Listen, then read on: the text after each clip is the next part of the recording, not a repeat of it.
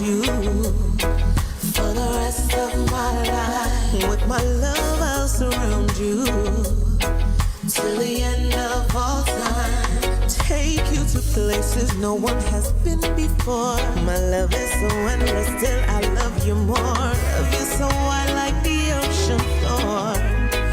And more, I need you like I need to breathe. I love you like I love to see. I miss you like you're missing me.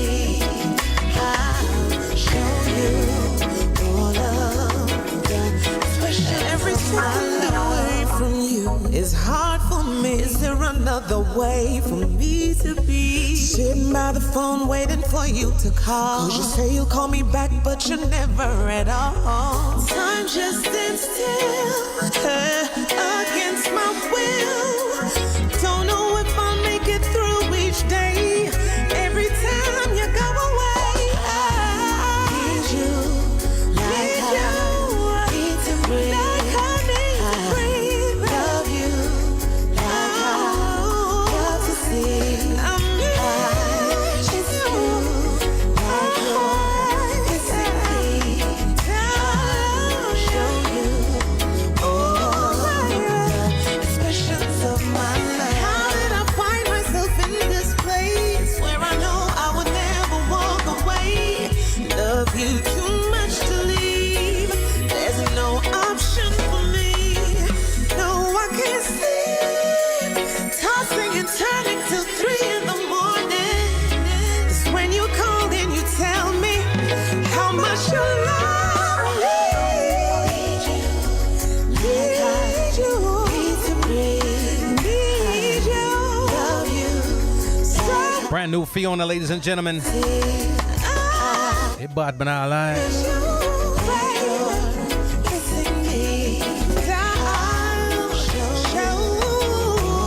Got a dope vibe, a dope convo, a dope energy today. Trust me. Tell your friends to tell their friends. This is how we doing it.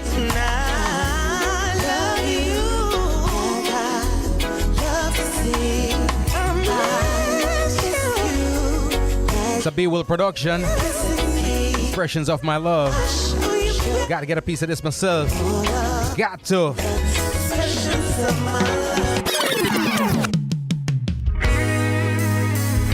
She's moved on, I've moved on, but it's all good. Hey, Joy. Just a girl up the block that was hot, that I crushed on a lot. We were kids, so the vibe that we had for each other was crazy intense, but we hid from the people around us. They never could find out the things that we did. So we kept it a secret that no one could find out. Now look at you. I know your story. What go on, Kimmy? And the way you used to be. Yes, man. Oh, girl, you know me. We've been cool since we were 3. Ah, yes, you showed me. You were young and fine and free. I ain't never gonna judge you. You ain't gotta pretend for me. A lot of time has gone by in our lives. We got kids, I got 3, you got 2. I see your family a lot on TV, and I like all the things that you do. But I'm starting to see all the things that I wanted in her isn't you. It's been wearing on me, and I'm starting to think that you're feeling it too. I know your story and the way you used to be. Oh, girl, you know me. We've been cool since we were 3. Ah, yes, you showed me. You were young and fine and free. I ain't never gonna judge you. You ain't gotta pretend for me.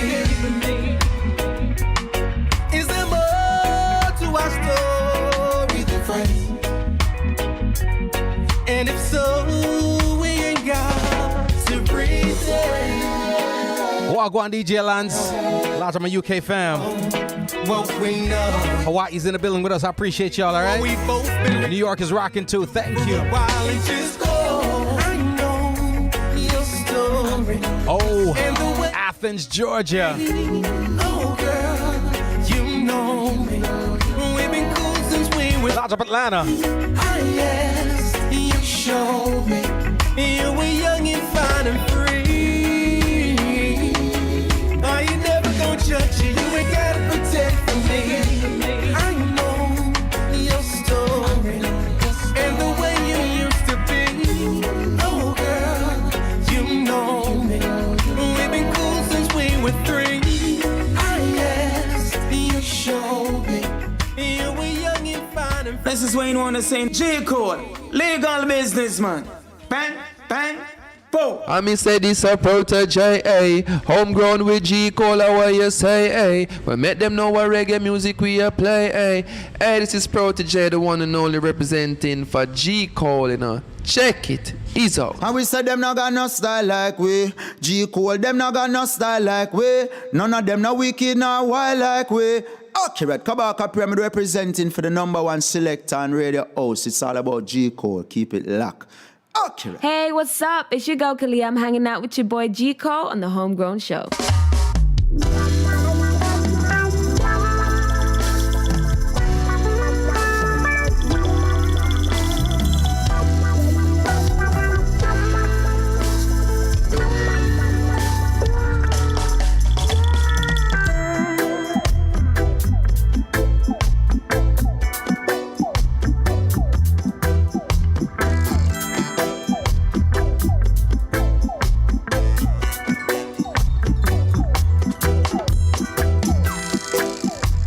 Yes. Welcome one and all. It is Homegrown with G Cole coming to the Massive and Crew live. Got to give thanks to everybody out there listening in live. Thank you so much. All those people watching on the Jamaicans.com platform, on the Homegrown with G Cole platform. Thank you. I appreciate it. All right, we got a vibe today. When I say a vibe. Sometimes we got to talk about some things, man. Just saying. You know what I mean? Sometimes we talk about some things. It's serious out here. I'm not just talking about the rain. I'm not just talking about the economy. I'm talking about us, our things. We got to talk about the things. You know what I mean? And of course, a convo. Some people are supposed to have that studio a long time, you know. But things go a little different, all right? Sometimes I'm on social media, I'm on fire, and I do a little thing, you know what I mean? And then we got. Sometimes I get Stan over there in New York. He can jump on and make a little one quick comment, and then he can disappear again and jump off back and left the wall over for ponder the thing, you know what I mean? Sometimes we have to do what we gotta do, right? We have to kidnap people and we have to send out the black van, we have to abduct, we have to say, okay, ain't no getting away from it, no, y'all come in and we have to talk about the things, you know what I mean?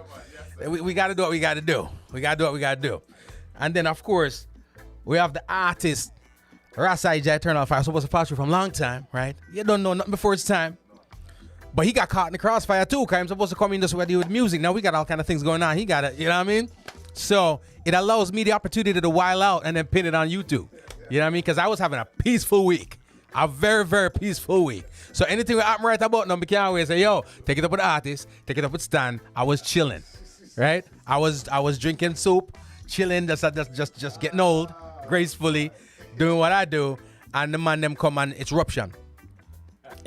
So I just sort of think, you know what I mean? Remember, if you haven't yet subscribed to the podcast, Homegrown with G Cole, we're available on iTunes, Spotify, TuneIn, Stitcher, Google Play, iHeartRadio, Radio.com, YouTube, wherever listening to podcasts, we're there, all right? Listen to some great music. We talk to some great people. Always a vibe. And, of course, hit me up on social media, at my G Cole. You'll know who's going to be in the building.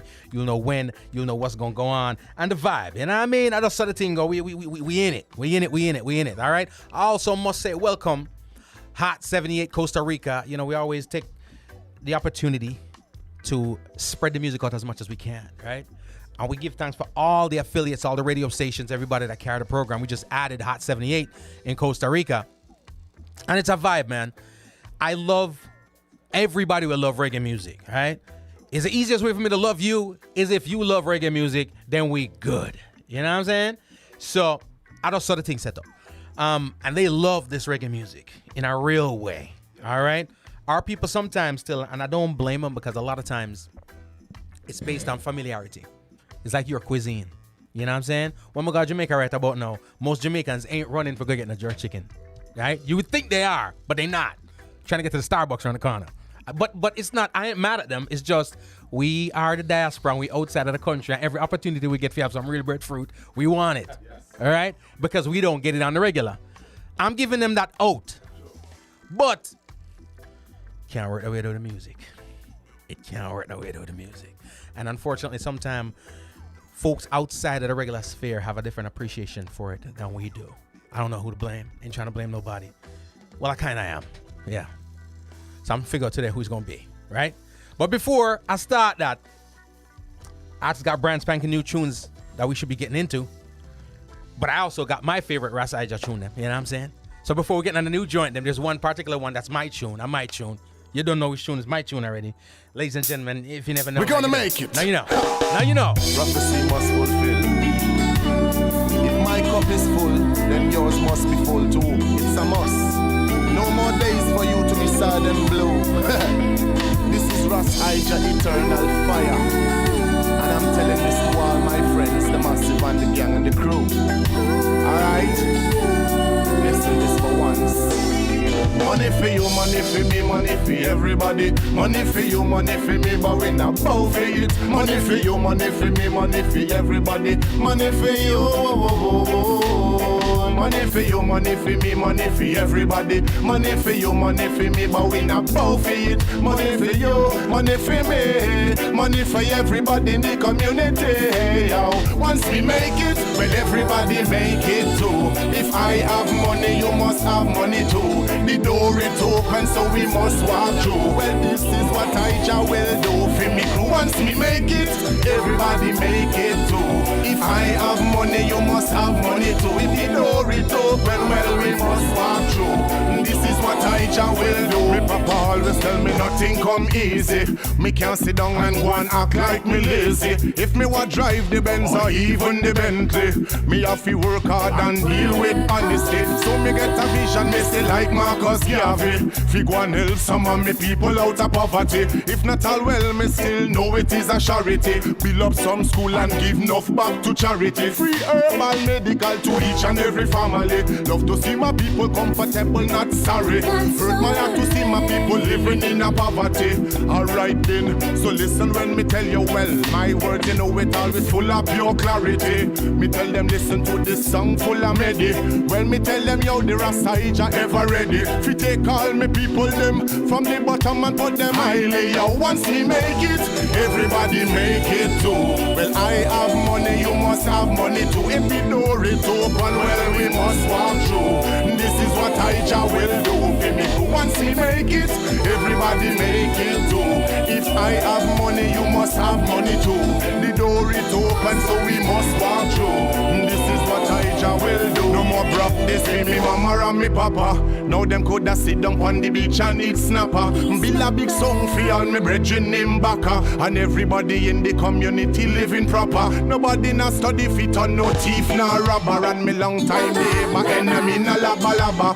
Lead me come fi lead and me na follow. Pass me the herbs, mix it with some grabber. Here the Ijah yo. Once me make it, everybody make it too. If I have money, you must have money too. The door is open, so we must walk through. Well, this is what Ijah will do for me. Once we make it, everybody make it too. If I have money, you must have money too. The door is open, so everybody walking through. Ladies and gentlemen, Ras Ijah Eternalfyah. Free up the microphone now, because guess what? I'm aware of the situation. I know y'all ain't come here for me, you know what I mean? And you're me talk all the time. And upon G Cole, we like you and everything, but you know what I mean? You got to go. So, ladies and gentlemen, I got to welcome my guests to the program. I'm going to start with the artist himself up top, you know what I mean? So, as a matter of fact, you might have to stand like you're fit. You're good. Free up them thing. Yes, I. Or you stay.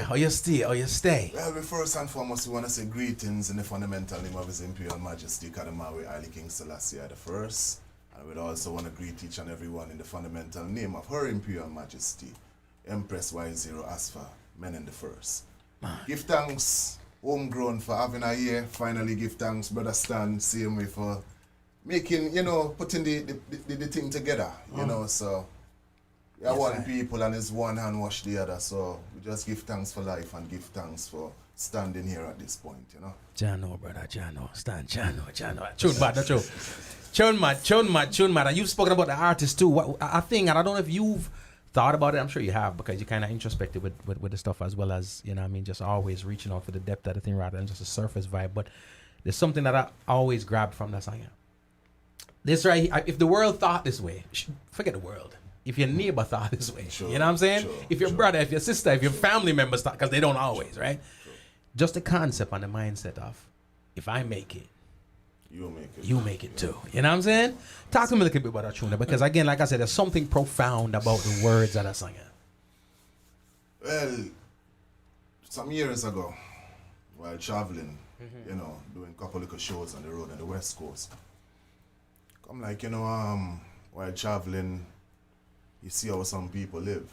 You know what I mean? Even some old management team, you know, that I was around, you know, they taught I a lot, you know, because they were recovering addicts. And they made it in life some way, somehow. I'm not going to get into that. But they were fortunate to make it. And I used to actually go to the 12 steps with them, but I would not be in there. But I would sometimes walk inside, listen to some of the people's testimonies and what they've been through. And just the first, you know, experience of being around all different type of addicts and people who have been hurt and traumatized in life, from the oldest to the youngest. Right. And it just gave me a vibe, because, you know, you see some people after the meeting, they would be asking like, G. Cole, can I get a bus fare? Can I get some money to buy some rice from a picnic and these type of things? It hurt You know what I mean? So it's like one time I just sit down outside and I burn a spliff, and I'm not supposed to burn weed around them, but them love me so much that them say, no man, Ras good man, it's just marijuana, you know what I mean?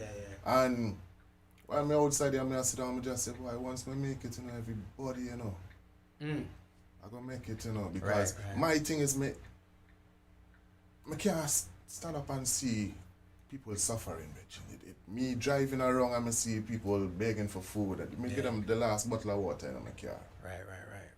You know what I mean? I go without. To make sure you have. You know what I mean? Them don't do it for me that way. You know what I mean? But it don't always get reciprocated. My heart different. You know what I mean? So my wife can tell you, because we see people by the supermarket with them picnic. Right.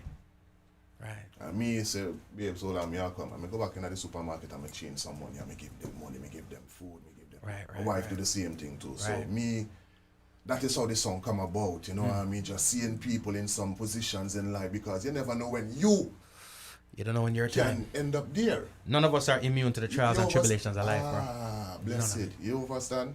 So that's how the song came about, you know what I mean? I just think about the people that's close to me, what I would love to see, you know, what they would do if I make it and I bless them. You know, I would love for them to sit down on the beach like my mother and my father, sit down and relax, eat some snapper. You know, I mean, my best brethren, like my bona fide brethren, where you say your best friend, you have a sound system, I want to buy a sound system for him. You know what I mean? So them are the things, you know, everybody in the community I live proper. You want a TV, you can get a TV. You want your house fixed up, you can get your house fixed up. Them need school uniform, everybody have it. Them just living good. Right. Nobody no need for labba and you know what I mean? I say, so I saw the tune come about, you know. I dig that. I said this to you, G. Cole, on a larger scale. I think some mindsets, because for me everything is paradigm, and it's how you look at life. A small cake can only meet the needs of a small amount of people. And an individual cake will only meet your need. Sure. So if one looks at it from the standpoint of the bigger the cake, the more there is for all to share, then everybody must have money. Everybody gotta have some. And now, when the little interceding things like bad mind and jealousy and crab in a barrel, all of which was foisted up on us through history, and we have embraced it, so let's not just blame history, blame ourselves. You understand? So, when we start to realize that the bigger the pie, the more is there to share.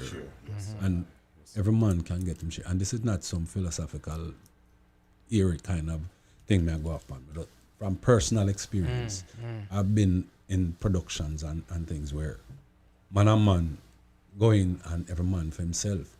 until them find out that it's a small piece.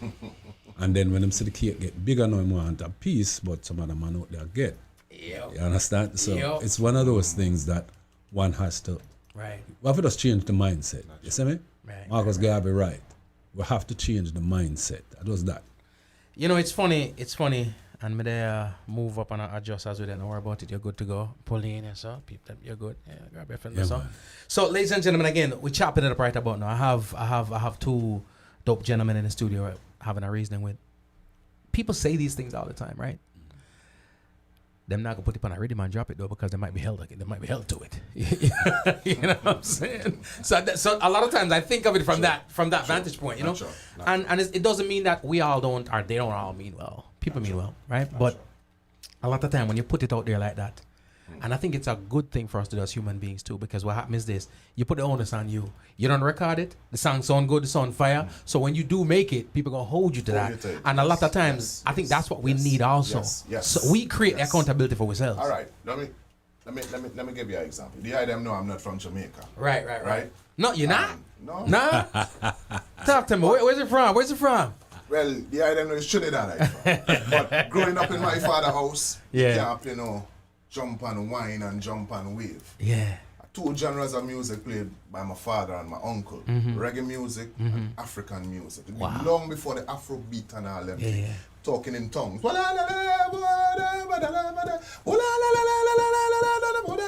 they're talking in tongues. Yeah. And if you're from that spiritual background, you know what they are speaking of and who they are calling on.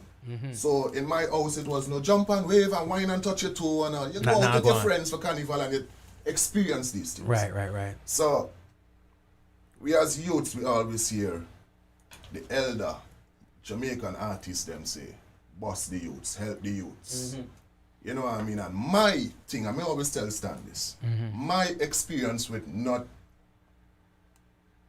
I wouldn't say all, but the majority of big artists that I've met along the way, they put money first before them even want to get to know the artist. Right.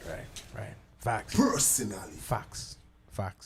You They don't even care. And check this. The hard and the saddest part about it, it's Rasta. Yeah. So most of the artists I work with, we hear the collabs with the Bushman and the Norris man. These are artists who been a wrong eye, know I personally, and them say, I don't want $1 from you. Send me the rhythm. Wow. So the connection is real. While the artist me look up to as a youth now I grow up and say, boy, no, I collab with that man this up. Yeah. Man, and we link them and say, boy, at 2000, you know. Yeah. And when you look around now, no disrespect to the American surf reggae, as me call it, they jump and collab with these guys and them for less than nothing. I'm promoted all day. You see me? Because that's the other thing. If them even do it, y'all get a half-assed collab. Real talk. Right? Even though you did get money, right? You're going to get a half-assed collab. And not only are you going to get that kind of collab, but you will never see them posted on their IG. True. You ain't never going to see them posted. True. So it almost feels insincere. So that sometimes you don't even... it's like you put the effort in the tune. I ain't not even to dig it no more because the energy ain't right. So if you look on my catalog now, you see my catalog is mostly working with younger Jamaican or Vincentian artists or Guyanese artists, younger artists we want the same platform that we all want to be on. You understand what I say? So I say, yo, Fire, I send you a rhythm, what you want to do? You want to work on it by yourself or you want a collab? I say, Fire, boy, it sounds like you can do a collab because you have that type of potential. I say, well, send me where you have. I mean, take it from there and work with it. And I love them type of energy there because you see when you make it, as you say, when you make it, people look on them things and say, boy, I know this artist personally is not the type of artist where he's going to charge me an arm and a leg for a collab because we work already. Yeah. He gave me a blind before. Yeah. So it's not a money thing with him. Right, you understand what I say? My thing is not about money. Money come and go, brother. Right. Real talk, brethren. Money come and go, brethren. And some man put money before everything and that, even some artists from my island, me want on my upcoming album, no lie. And the first thing I say, boy, I say, they are foreign, You know what come after that? Yep, send on that thing. So that make me know say this Rastafari trad. When enough man say them a trad. You know. Let me say this. Gentlemen. Let me say this. It's just a Gentlemen. facade. What I have found, and I had this discussion a few days ago with a very good friend of mine in the business. Actually, it was yesterday, or maybe Saturday, about the lack of inspiration of Rastafari artists. And as one who grew up in that tradition, around that tradition and the music, gave me a sense of place and kind of centered me as a man and helped me evolve to the person I am and the respect that I have earned and people have. I am somewhat disappointed that Rasta has now become a mainstay of, for me, with a lot of artists that I see, and it become a mainstay where it is a face card, a facade. It's a look. It's a uniform. Yeah. And they become, like anything else, the uniform that you wear, you become a prisoner to that uniform because you have to, the dictates of what that uniform requires, and you have to follow it. So inspiration sometimes is lacking. Right. Sometimes humanity is lacking. And sometimes man don't understand when Bob Marley said, well, if money will come, you know. I mean, and this is not to underplay the need for man to be paid. Yes, because within reggae, a lot of man, Yes. a lot of artists got robbed.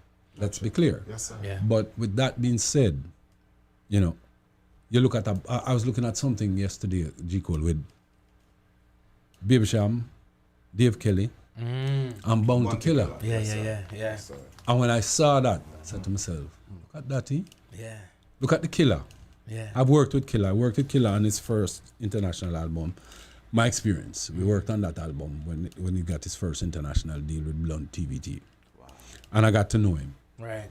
And when I look across the spectrum, outside of Sugar Minot, no other dancehall artist has helped the career of so many others and don't walk around and beat him chest and as cross and as angry, as miserable as Bounty is. Yeah. You know, Responsible for so many careers. And we're not saying everybody should be Bounty Killer, but we're saying somebody open a door for you can open a door for a man. them, yes, sir. And that's all it takes. You know, bring a man on the stage. I remember Elephant Man telling me when Skadem Crew was with Bounty and them one come on and said, boy, this, that, and Bounty said, my job is to let you go in there. Your job is to go out to go make it. But me I open that door for you. Or as Super Cat said, we build champion, we not kill them. Mad. You know, insecurity and them thing there. When you come within Rastafari, you have to mature. And too much of them don't have any elders to talk to them. And even if the elders talk to them, they probably would not listen because it is what Peter Tosh called the disease of I and me. Because we all fall short of the glory. You understand? And we all need, I mean to cut you, Stan, because Stan is a person sometimes, him know me as a fiery person. Right now, I'm humble. Right. But him know me as a fiery person. And more than the way him talk to me, it resonate. Wow. More than we not have real people around we who can motivate us and give us that word song to make it resonate and know say, brethren, you know where I'll go through. Let me ask you this, G. And this is a question. I've not been doing very many interviews over the last couple of years with artists for a bunch of reasons. I would like to ask every Rasta artist, how many of them have read Haile Selassie's writings, watched his performance as a statesman, how he carried himself on the world stage, and how he carried himself? How much of them can say within their music and within their liberty, them look at it as an example for borrow something from? I'm going to respond to that for you, sir. The number you've reached is no longer in service. Is what I am going to say. You know, if you're going to say use Rastafari, you understand? If you're going to say use Rastafari, then leave Rastafari. Your truth in you, you know. But when I start seeing more of a Babylon In a Rasta. True. your behavior, then contradictions start to become sharp. And it's not iron sharpening iron neither. It's iron clashing with iron like two iron, swords, yes. man. Which means I'm going to chop off a man neck somewhere inside there, sir. Yeah. Real So, you know, man need to understand. Them see me with this ball head and them wonder. I'm going to tell many of them, when I was coming up, I have elders where they sit me down and they tell me. By the time I land in this country and reach for J.A. Rogers and shake onto the app, Rastaman, they don't tell me about the history of black people and burnt skin people. And you need to know that when you say Rastafari, it's not just about Haile Selassie and smoke some herb and Ja Rastafari and some color. You understand? Jamaica make a music that a whole heap of white people gravitate to. And some of them it was a fad, but there was something in it that kept them there. Right. And people respect it.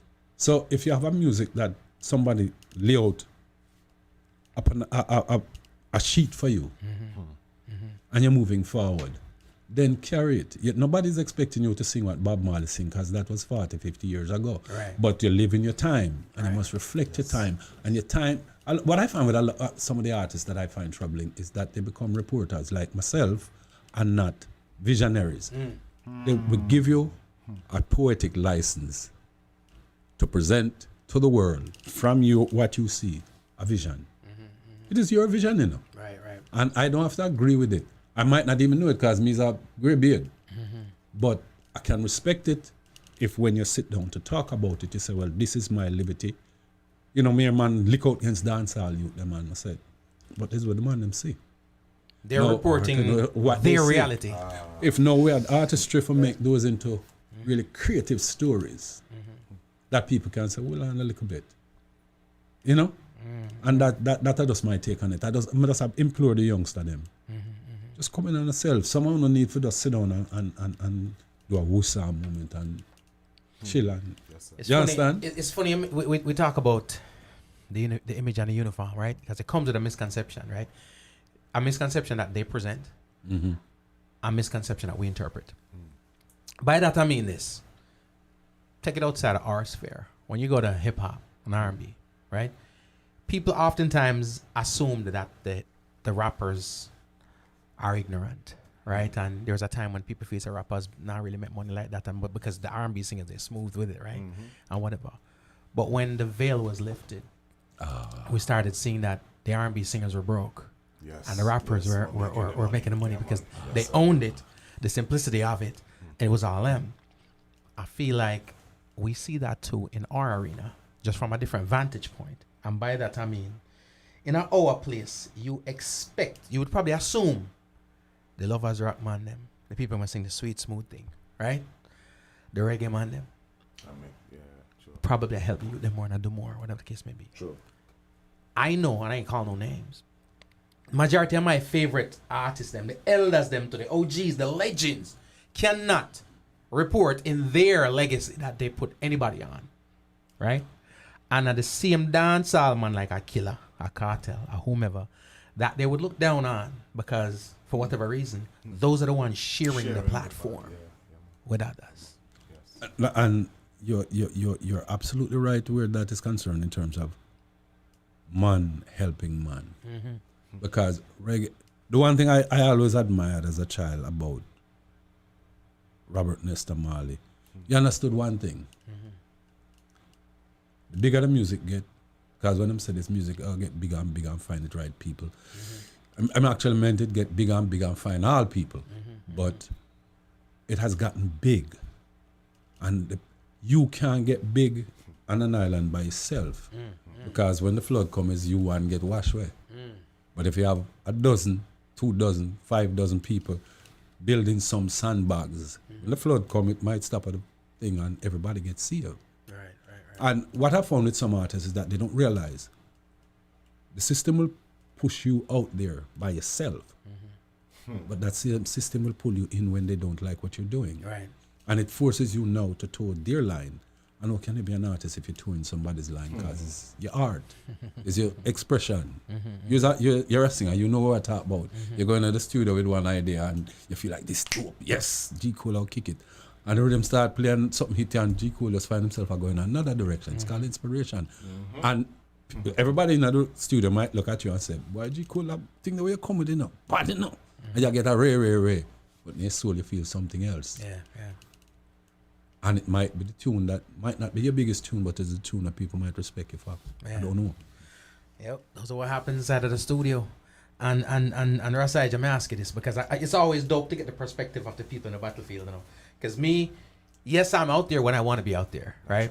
But I'm armed with this microphone for talk about what I want to talk about. Yes, you know what I'm saying? just go off when I feel like it, right? But you are in the seat of the artist. You see what's going on from the vantage point of an artist, right? And we are in the real world. So not only do we see things from the perspective of an artist, but we don't have the luxury. I remember reading a magazine one time where Jane Clement said, somebody asked him, how do you come up with these stuff? You know what I mean? How do you stay inspired? And the man said, well, I get up in the morning, I'm going to sit down, I'm going to look out of my window. I might see a bird, I might not, right? We ain't got that luxury. We got forgotten of the working world and deal with a whole bunch of stuff, right? We ain't got luxury of sitting and look out the window. How does someone like yourself, especially being observant of, again, we talk about the whole hypocrisy or Rastafari and whatever the case may be, how do you as an artist stay rooted, grounded in what you do and not, one, get disheartened by your soldiers around you, you know what I'm saying? Or two, just decide, hey, you hear me? I told Big Batty Keisha song I do it now because I data top on the place right now. Me not power with people. Right. Power with my wife and my youth. Right. Real talk. Man, love it. Miss Brooklyn days. Yeah. I just come America 99. Every weekend a bunch of people at my house. Me a cook, keep Sabbath, bring priests to come in and hold Sabbath and all them things. But you see when you see certain things that go on, Bridging. Sometimes I write it in subliminal ways that the people that I see offend the faith and the movement, them not even know say them me alright about. No royalties. Alright, but they me get a rhythm of my bridging. And the rhythm so hard, I say, yo, how me I go attack this rhythm here? So I start say, Babylon falling, Vatican burning. Cause the Christians, them a say them can't take Rastafari no more. Them fight against the Muslims, calling them terrorists. While the Asians and Russians, them ready to settle the score. Rasta tell them this, none of them can stop Jah fire when it start burn. So, me direct that to everybody.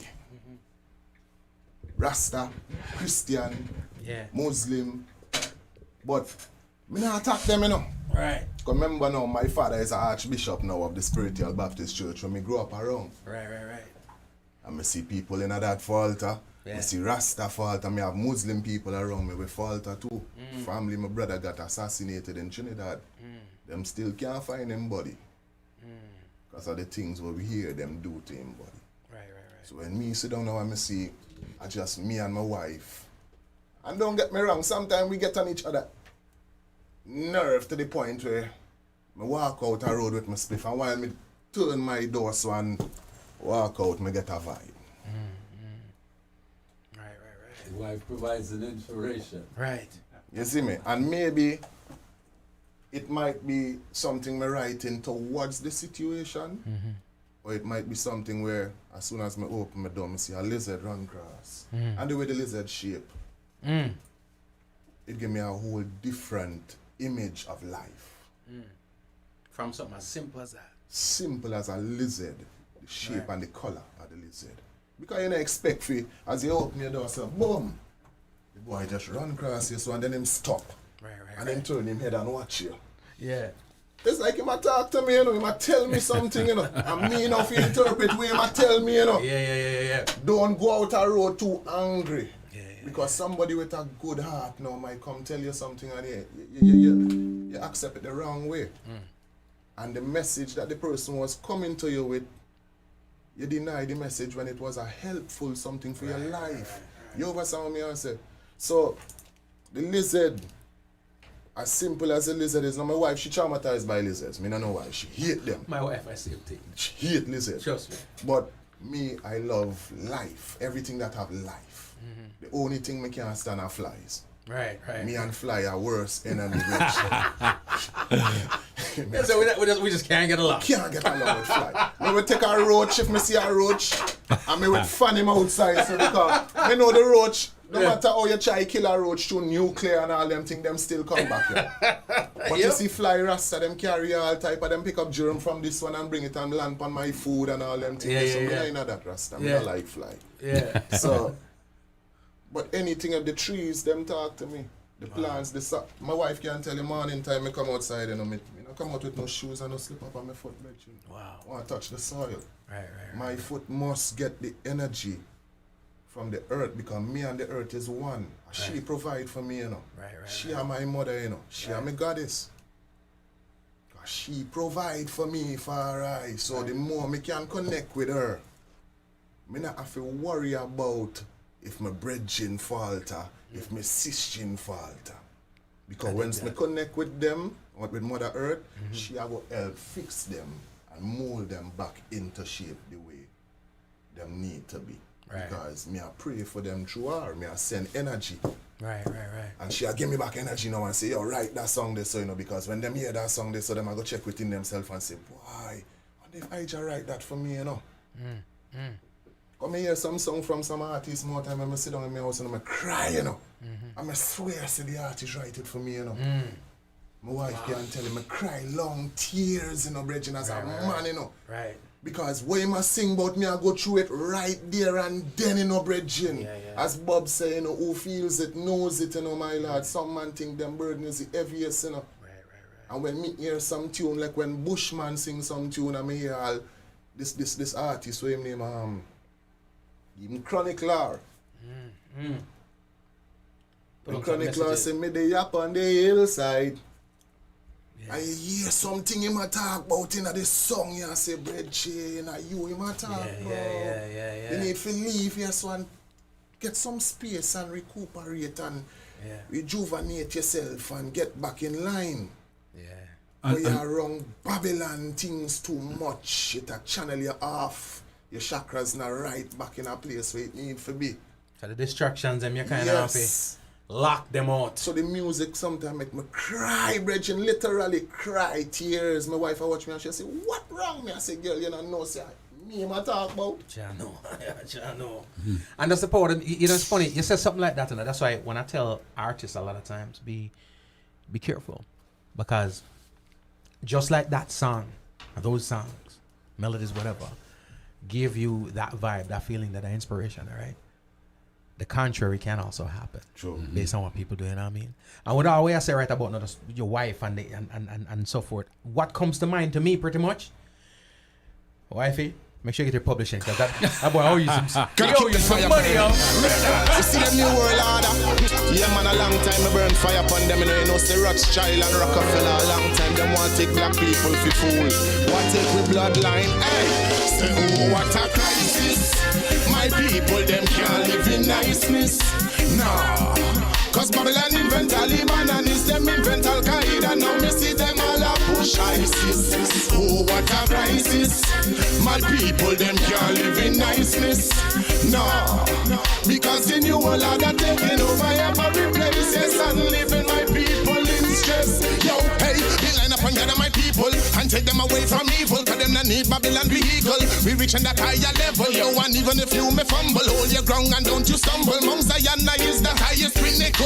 Yo, so me tell this to everybody. I hope that you are ready to listen the message when me spread it. We are of the Illuminati, Rockefeller, Templar armies, and all the elite families. What we take my bloodline out, them must be crazy. Oh, what a crisis, my people.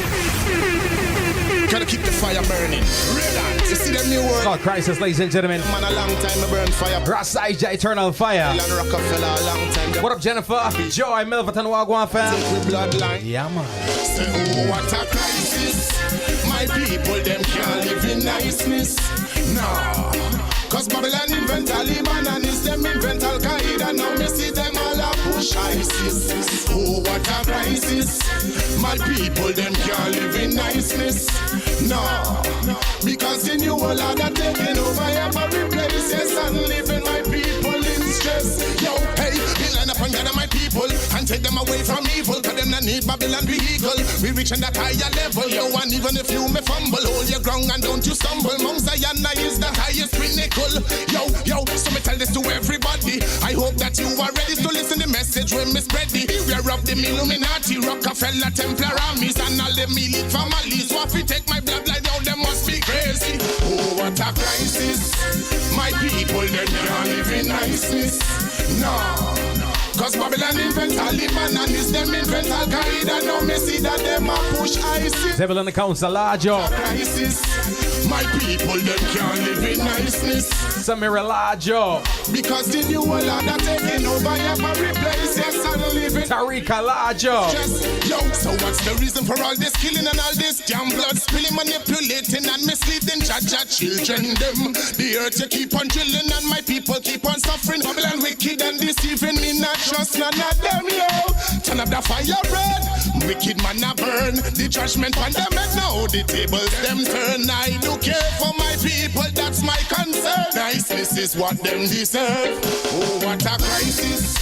My people, them can't live in niceness. No, cause Babylon Ras Ijah. Bad. I think I go on away, you know. I'm not telling no lie. You know, you're the one putting the music out, right? Yes, I'm just a consumer. You know what I'm saying? And artists, we're still humans and we require that gratification, instant or not, right? Of how people receive and if they receive what we do, right? And we are in an era right about now where message is not received as much as bull. You know what I'm saying? So my wife joked with me more time and say, yo, you want bus tomorrow? Sing some nonsense. You know what I mean? But it's not that I just can't do it. You know what I'm saying? Me, I'm mad somewhere. Jano, do you feel like the ears are listening? You feel like when the message like this goes up that the ears are listening? Yes, because, brother, let me tell you something. The places I've heard my music being played, brother, as a artist who have not a platform like the Anthony B's, and my wife opened another page, Ras Ijah, on Facebook, and it's mostly African fans. Over 4,000 friends on that page is Africans. Wow. Mostly fans, DJs, and promoters. And every time she posts something pertaining to music, when you come in here, when you come in there, mostly all over Africa. Right. We started off as number 26 on the chart in Uganda. Went from number 26 to 21 to 16, 14, 10. Now we're number 4. That's what's up. We're number 4. Right. And I have no one in Uganda. Halfway across the world. Real talk. I have no one in Uganda I can pick up the phone and say, call G. Cole and request herbs, man. You know me, I say? I don't know nobody in Uganda. Just the DJ bridge. And when we see people in South Africa pushing the music over years now, and from since Hail Rastafari album that I released in 2014, even when I did the first song with Bushman, One More Load, that alone opened up the gateways for Germany and Africa. Right. Now we are seeing people in New Zealand and Australia contacting us. Wow. When you're coming out, when you come into these places, Denmark, Turkey, we have places that when you think they're not listening, they're listening. They're paying attention. Because not every European country or African country is into the like and cheer. And what's going on now? They still want to hear some roots. They want to hear some lovers rock. They want to hear the authentic. I feel like the markets are in a time capsule, because I've been to Europe, and at the moment when something might jump off here, just to realize that they just not on that. What them are soaking right now is what we would probably say old.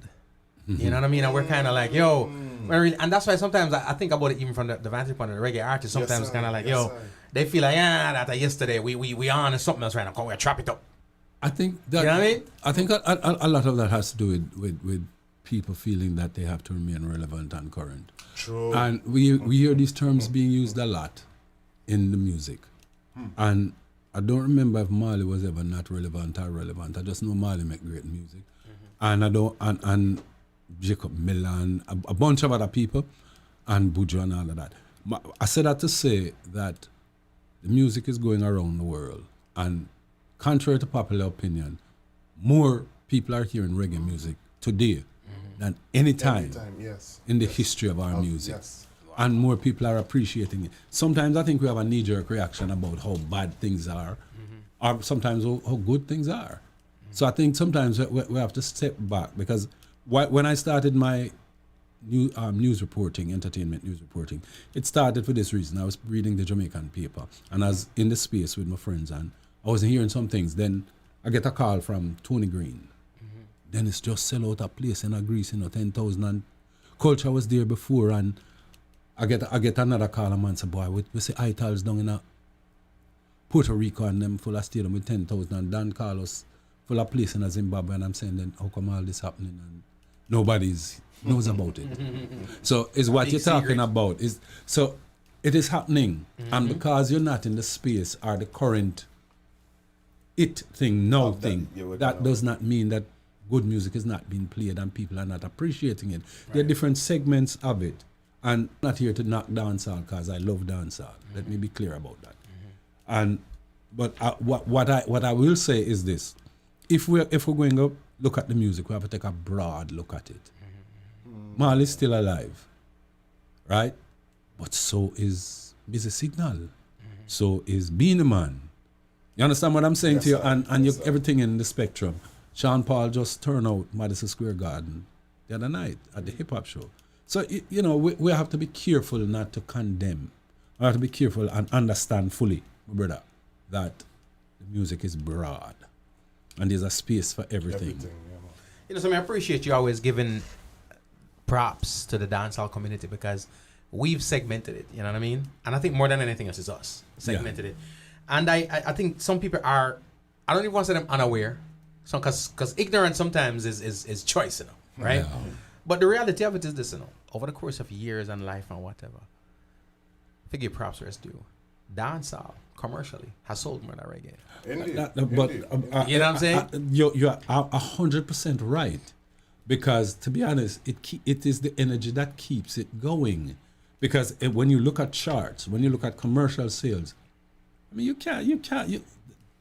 look at, let's put Junior Gang in that sphere, because he's a DJ, and then you talk about a Sean Paul, a Shabba, a Patra, and a Bounty, a Beanie, Buju when he was dancehall, right? All of those guys sell big numbers, pull big. So to suggest that bury your head in the sand and not say what these folks have contributed and continue to contribute to the development and the greatness of our music it's flights of delusional fantasy, right. Because people are purist. That word, right? That's what I just used a while ago. I think it kills us. The purist. Put it this way: I've had artists send me music that I think are underproduced, right?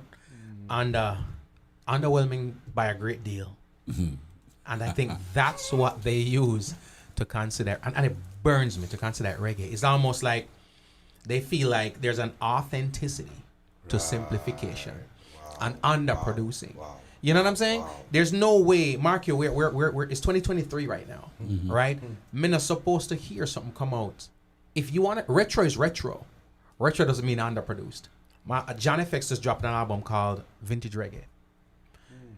And it doesn't sound no more vintage than that. It's evident that that's what he's going back to. Okay. But the sounds are updated. The production is what you know what I mean? It's not understating the thing and say, you know something, I create some reggae where I just need 4 instruments now. Just give me a bang and a bubble from one keyboard. See what I mean? A guitar, play a bass and a drum. But when I hear some reggae music where it sounds like you need 10 people on stage to play. Yes, sir.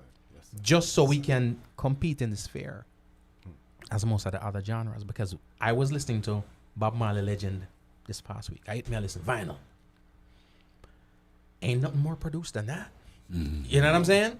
So people, since that's the benchmark, and I hear about the benchmark, right? Why is it that we kind of take the approach like, if it's too polished, it's not real and authentic and whatever the case may be? I saw my Bridget, my little schoolmate from Gainstead, Overton Brown, otherwise known as Scientist. And him remix a couple of Bunny tunes and a couple of Bob tunes. And then put them, he talked about what the deficiency was, what the norm was, and what was acceptable. And now that he himself, he was used to do that, and he find himself now far more advanced. Right. So he can mix it this way, and people are complaining. I read the comments, and then people are complaining that it's too much this, too much that. And he said, no, your ears just got used to what you got used to. Open your mind, and maybe you can see something to this. You don't have to say it is better than, but at least open your mind to it. The point I'm making is really, G, that if the music being polished, Grams looked at me and said, best way to put it, Grams said the first time I sang on my last album, I had a $22,000 microphone. And the sound that I got on that, I never got it before. Are you going to tell Gramps that what he sang before is inferior? No. But he has to grow. Yeah. He can't stifle himself in music. He has to grow. And the quality of the equipment come with time. We're in a technological age. You know, you mentioned, I've told Gramps this, I'm going to tell Stephen Marley. Me feel say, and I'm in the business with them tell say, me feel say Jesus himself run there take the vocals them, right? In the studio. Because me feel say Ja I the one I engineer them thing around this because I think Gramps and Stephen Marley have the best vocal quality in the last, let's say, 10 years. Better than any R&B. Whoever take Beyonce vocals ain't taking it like them I take Gramps vocals. You know what I'm saying? Who taking them R&B vocals? Nah, take it like how them I take Stephen vocals. You understand what I'm saying? The way how and I gotta give credit where credit is due. You know what I'm saying? Now that impresses me because as a reggae artist, especially established reggae artists that have made it, you can't shortchange things. You can't cut corner. You're not to do all of that. It's like Barris. You ain't gotta make hits, man. You ain't gotta make good music no more. You got a catalog. So why you doing it? You know what I mean? And I was being, I was being rhetorical. You know what I mean? Sarcastic about it. It's just like, why you doing that? You ain't gotta do it, but you are, and that's what I appreciate. No, you mentioned also a while ago, rabbit. You guys see, I am the rabbit hole. No. Talk about and you too. I talk about the Australian people and all them people over there and all the people that appreciate the music. Y'all open the rabbit hole, and a G Cole do it. So I gotta go down this hole, right? There was the views of G Cole does not represent those of Ras Ijah or Stan. All right, me I drop it out there. So me no want to put out the money. Let me disclaimer. I don't want to put out about them. So here's the thing. There is a flyer that some friends of mine and I were dissecting earlier. It was the flyer from Reggae Rise Up. Oh, you saw it too? That Derek Barnett post? Yeah, I guess that's not where I saw it, but I think Derek did comment on it when he said, "Boy, if it's a knockoff Reggae Rise Up, whatever." One person that we know on it, Lila. Yeah. I don't claim to know everybody. I know most of the non-Jamaican or reggae bands, right? I'm not gonna assume. I don't want to assume. I might be right, but I don't want to assume that none of the other names are reggae people. But now I'm gonna say Jamaicans. Us, our people, because it could be from whichever island, but reggae people. Right, because I don't know them all. But recognition-wise, I remember years ago when these bold eras up here would probably say Stephen Marley, Steel Pulse, Third World. You know what I'm saying? Stuff like that. In a circle. Yeah, now, I did the math. Calculator carry the one, right? 3 days, because it's a whole weekend. 3 days, and each day has about 12 to 15 acts, right? So let's say 15 over 3 days. 45 artists over a weekend doing a genre that is ours and is one of our artists that's on it. And she's down and you have to zoom in. You have to zoom in to see the name. Yeah, man. Stan, I'll start with you. Talk to me. All right. My point in talking about foreigners to the music is the appreciation for the music. It was from the standpoint of audiences, not necessarily people who play it. I mean, there isn't anything to say about that. That's pretty much speaks for itself, partially because these folks, and there is a movement to have that music become something else for someone else. Initially, when I accepted it, I said, okay, since imitation is the sincerest form of flattery, and the fact that reggae is a music of substance that people like it. But then when you see people now have turned reggae into something else, and I think that the problem is the credit is not given where it comes from. Nobody hears a Jamaican artist singing FM about #1 song that is an R&B and is going to think it's Jamaican R&B. Right. Because they know R&B. My only concern with that is that how do you get 3 days of a major concert and you don't have any of the originators or any of the top performers that are still relevant and current today on it? That just boggles the mind. That tells you something is afoot. So it's some would liken it to a conspiracy theory, all right? The thing when I look at stuff like these, Ras Ijah, is, you know, our in the words of Muta, is something all right. something all right. You talk to me as an artist, right? As an artist, as a person who plies the trade of reggae music, especially not just as a creative, but live it. You exude it, right? Talk to me when you see a flyer like this. What comes to your mind? This is not the first flyer I saw. That look like this.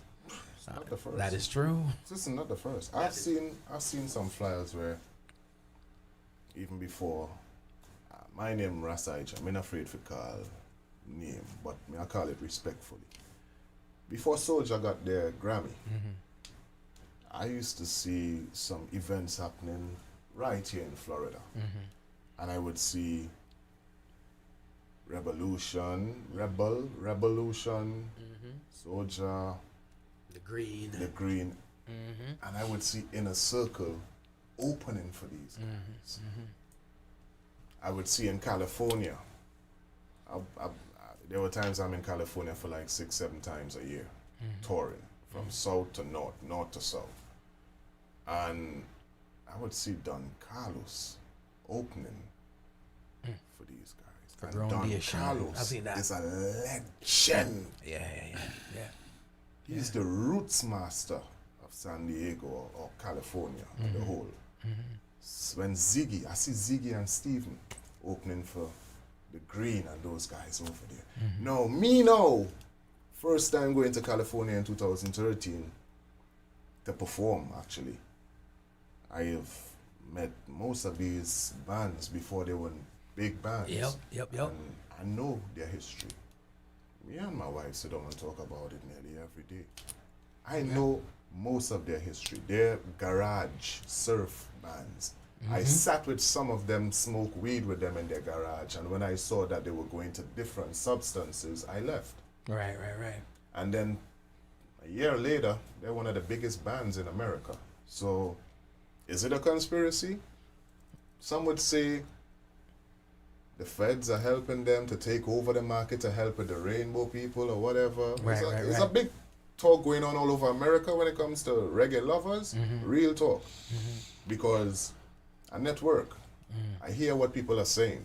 You know what I mean? I listen to what they're saying out there. I read everything on the Facebook. I comment sometimes. Sometimes I stay out. So I know where it's going to lead to. Right. But it hurts when you see reggae rise up. The first word is reggae. You know, see a big burning spear who now drop a massive album, No Destroyer, and him is not the headliner. Him have the headline Ratatam Splash. Yeah. All the way out in Europe, and him live America. It would seem to me that there's a different agenda in Europe than there is here. But an agenda nonetheless.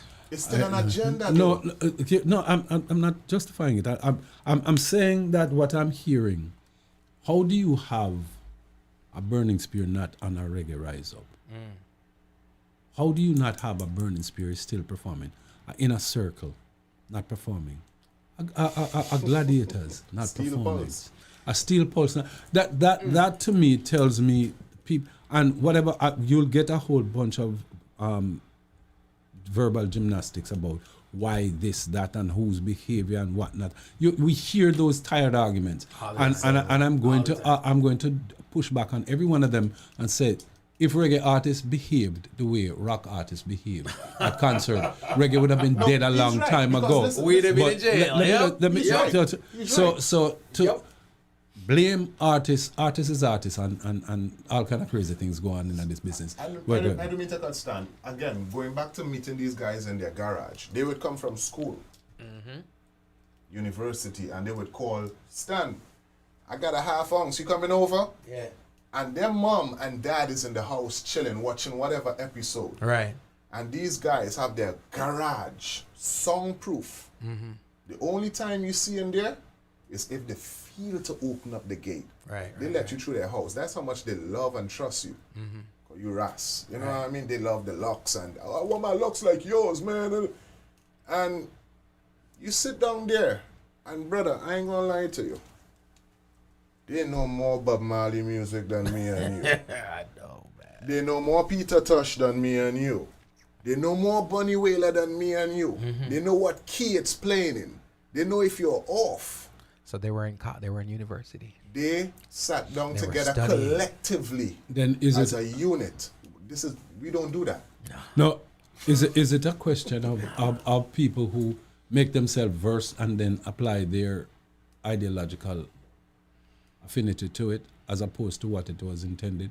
Because I think quite frankly now, there's been for quite some time a move to sanitize Bob Marley. Hence the reason why his album Survival is barely or if ever mentioned in his catalog. And go look at all the best of Bob Marley's that you see written by very many critics. All right.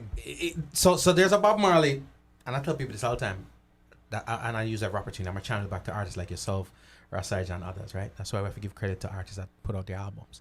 Ladies and gentlemen, go get these albums because a lot of times you don't know how much work going into it, right? I'm putting together a body of work that makes sense, right? Legend, for example, not an album, it's a compilation. Many of your favorite stuff, not albums, compilations, right? Sometimes I wonder who created Legend and the reason why. But that's the point. That's where my steering wheel was going. In Why? Look, Alan Cole, I saw in an interview on Musically Speaking with Virgin, Clyde McKenzie he said to Bob when Bob was not too happy with how Survival was not promoted. He said, "You expect Chris Blackwell to promote that? You're mad." Okay, so read into that. You're talking about the investor right here. Yeah, but no, the investor. No, he said, "Did you expect him?" Right. He said that, and I'm repeating what he said. He said, "I tell him, you're mad. Chris Blackwell not going to take Africa Unite and we refuse to be what you want, Babylon system. He's not going to do that." And he'll tell you that audiences don't want it, which is crack, because if you promote anything you promote, especially something like that. But to expect him to do it, what about us? How many of us, when we buy Bob Marley album, buy Survival? Majority of people don't. That's my favorite Bob is Talking Blues. You understand? And confrontation. But I know exactly why. My point essentially is, if we're going to talk consciousness music, because Bob Marley is an artist first and foremost, so he make all kind of music. But you think it's an accident that Could You Will Love, Three Little Birds, and are the huge are the songs that get? It is called elevator music and the sanitizing of Bob Marley, and this is not to say it is a wrong thing because that is part of Bob's catalog. He created it, and he felt the need to make it. That being said, the essence of what Bob Marley was about was not just that, because when him say, "Me no really not singing the baby, baby, I love you," it's a thing. And my music different from my next guy. Bob Marley was clear. Him say, "I'm a revolutionary. And I fight it single-handedly with music." A baby, baby, I love you is not a fight. Michael Jackson said, "I'm a lover, I'm not a fighter." Right. So you can't really make that analogy. So my point is that for me, it is visceral. Because what I grew up and saw across the globe and the history I learned, the man carried upon him back and him say, "This is who we are, and this is what we are." I had somebody, an intellectual, say to me at Columbia University, head of a department, he did not know that third world people had a culture until him started hear Rasta music. Because he thought we all wanted to be second-rate people, being tutored to be like Europeans. And the man's being honest. And it was when the he music said that exposed him. And to, he said, okay, wait a minute, them people have an identity because this song said it, and I keep repeating this line everywhere I go. We refuse to be what you wanted us to be. We are what we are, and that's the way it's going to be. You can't educate I for your equal opportunity.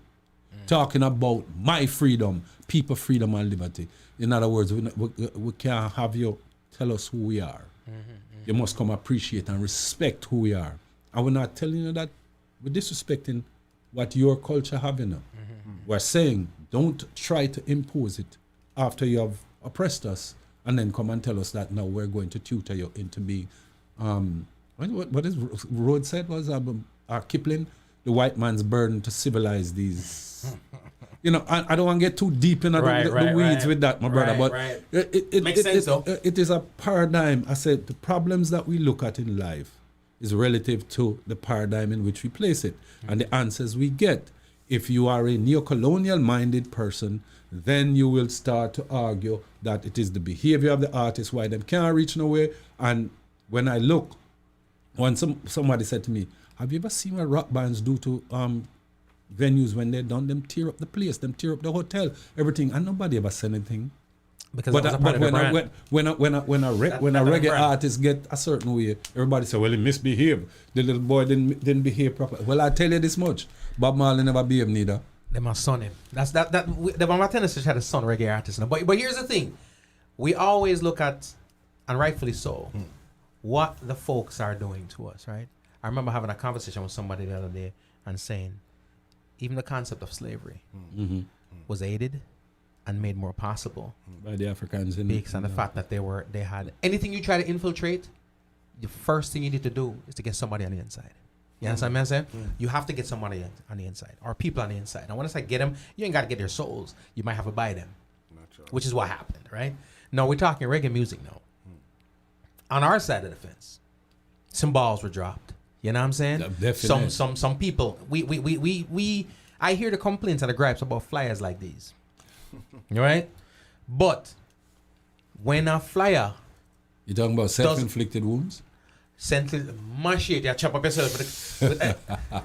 When the flyer represents us, because the reason why I can't even look at the flyer with no issue, and I saw the gradual, I saw the trajectory from years ago. Of course. The names started go down one. It went down one tier. I reported on it on radio very regularly till it disappeared. Right, but the thing is, when Stephen Marley and Burning Spear were the headliners on these festivals, the audience that's going to see Sublime was the same audience that's going in there. We weren't there, right? We never did it. So we ain't got no say in that. Thank you. Now, here's the other part of it. Okay. For them thing. When we kept our thing, right? The 1 and 2 time when we did that, we half-assed it, right? We did our thing. It was the same thing. It was still the Sublime audience. It was still the word that went into the venues. It wasn't we. And I'm going to take it one step further, G. I watch Ja Works and John Brown Body work 10 years to build a base, a royal base and a loyal base that followed them, but they stayed with them. Oh, how many people can tell you that they stayed with Reggae Sunsplash? Why do you think Sunsplash died in Jamaica? It isn't because the people never want to make money or they this prejudice against reggae, and that was part of it. The fact of the matter is that when you go to Rotterdam, and I've spoke to my friends and I plan to go one of these years, they said, listen, they took the model that was in Jamaica, that Jamaicans dropped the ball on, and turned it in, and it's like an education and a school. 1 week worth of Jamaican culture on display, and these are people who don't come inside to sanitize nothing. They are here, and they have appreciation, respect, and understood, and still understand the culture far more than the average Jamaican wants, or our people want to understand. We don't want to, because we're hungry. And then you can't then hit out against somebody for appreciating something that is great that you create, and because you take it for granted and drop it. And Bob Marley said reggae music is for everybody. It is for everybody. A lot of things is for everybody. The But thing is the ownership. Is the ownership. Yeah, give yeah. respect and And But we have to show that's respect. literal for it. piracy. Show No, respect but for we it, have to yeah. show respect for it also. all right. My Again. thing, let me tell you this before you go further. My thing personally, me don't agree with it. Right. Me don't agree with them. Now every man have them own opinion. Right. My opinion, me don't agree with it. I mean that yeah. Me never agree with none of them bandy from day one. But at the end of the day, my contribution is always giving Jamaica All right, but let me ask you their this question. rights and for making them know, say, listen, me not thief for nothing. No, but Hold on, fire. You're Me not thief for participating nothing. in something. Participating in it, and me I give respect where respect is due, and whatever me can give back to it, no problem. You understand what me I say, Brethren? But reggae music was, to me, start off through the oppression vibes. You understand what me I say? And to see how the man them now take it and go on with the one Because love this people oppression. get ready. You say it starts from Yes, oppression vibe, and right? then them start- Is this oppression? Them take the one love, get ready, and run with that. Okay, but here's Hold on, Stan, hold on. Because me out there in a brethren, me a see and hear in a brethren. Real talk in a brethren. Me know most of them band personally. okay. There is no culture behind it, brother. Okay. Here's why I can't agree, and it irks me. I see at least two bands on here that used to whenever we did shows, I don't want to say open, but were always built to go before us because we were considered a bigger band than them, right? However, they stick with what they do. And there's one thing, because my thing is this, I always have to look at it both ways, right? Natural. The push and the pull, right? Natural. Here's what I think has become an issue too. All of the bands, from Revolution to Soulja to all of them, if you knew them 20 years ago and you know them now, they've always made reggae. A lot of the people who we are like, damn, why you not on here, are not necessarily making reggae. And the reality of it is this, is no different from the Grammys, and sometimes even that is a scheme too, in terms of when they say what qualifies it for the genre, a certain percentage.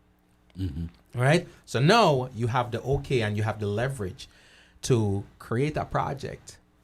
Don't make it full reggae, but your claim to reggae is your nationality. So I am Jamaican. This project is 60% reggae. I think what I'm saying now is probably so me good, right? But when Soulja drop an album, it's 100% reggae. No, you've just segued into exactly what I'm talking about. Some of the people who were supposed to have been there and stayed with it didn't. These guys did. And hard work, consistency is what success is about. Whatever you're doing, whether it's reggae or otherwise. My other thing is, these kind of concerts will sell out and the audiences will come year in, year out. How many of our people who complain about this are supporting our artists year in, year out? It ain't happening. And that is the for me, that is where it is. Because you either put your cultural cachet where your mouth is and walk the walk and talk the talk.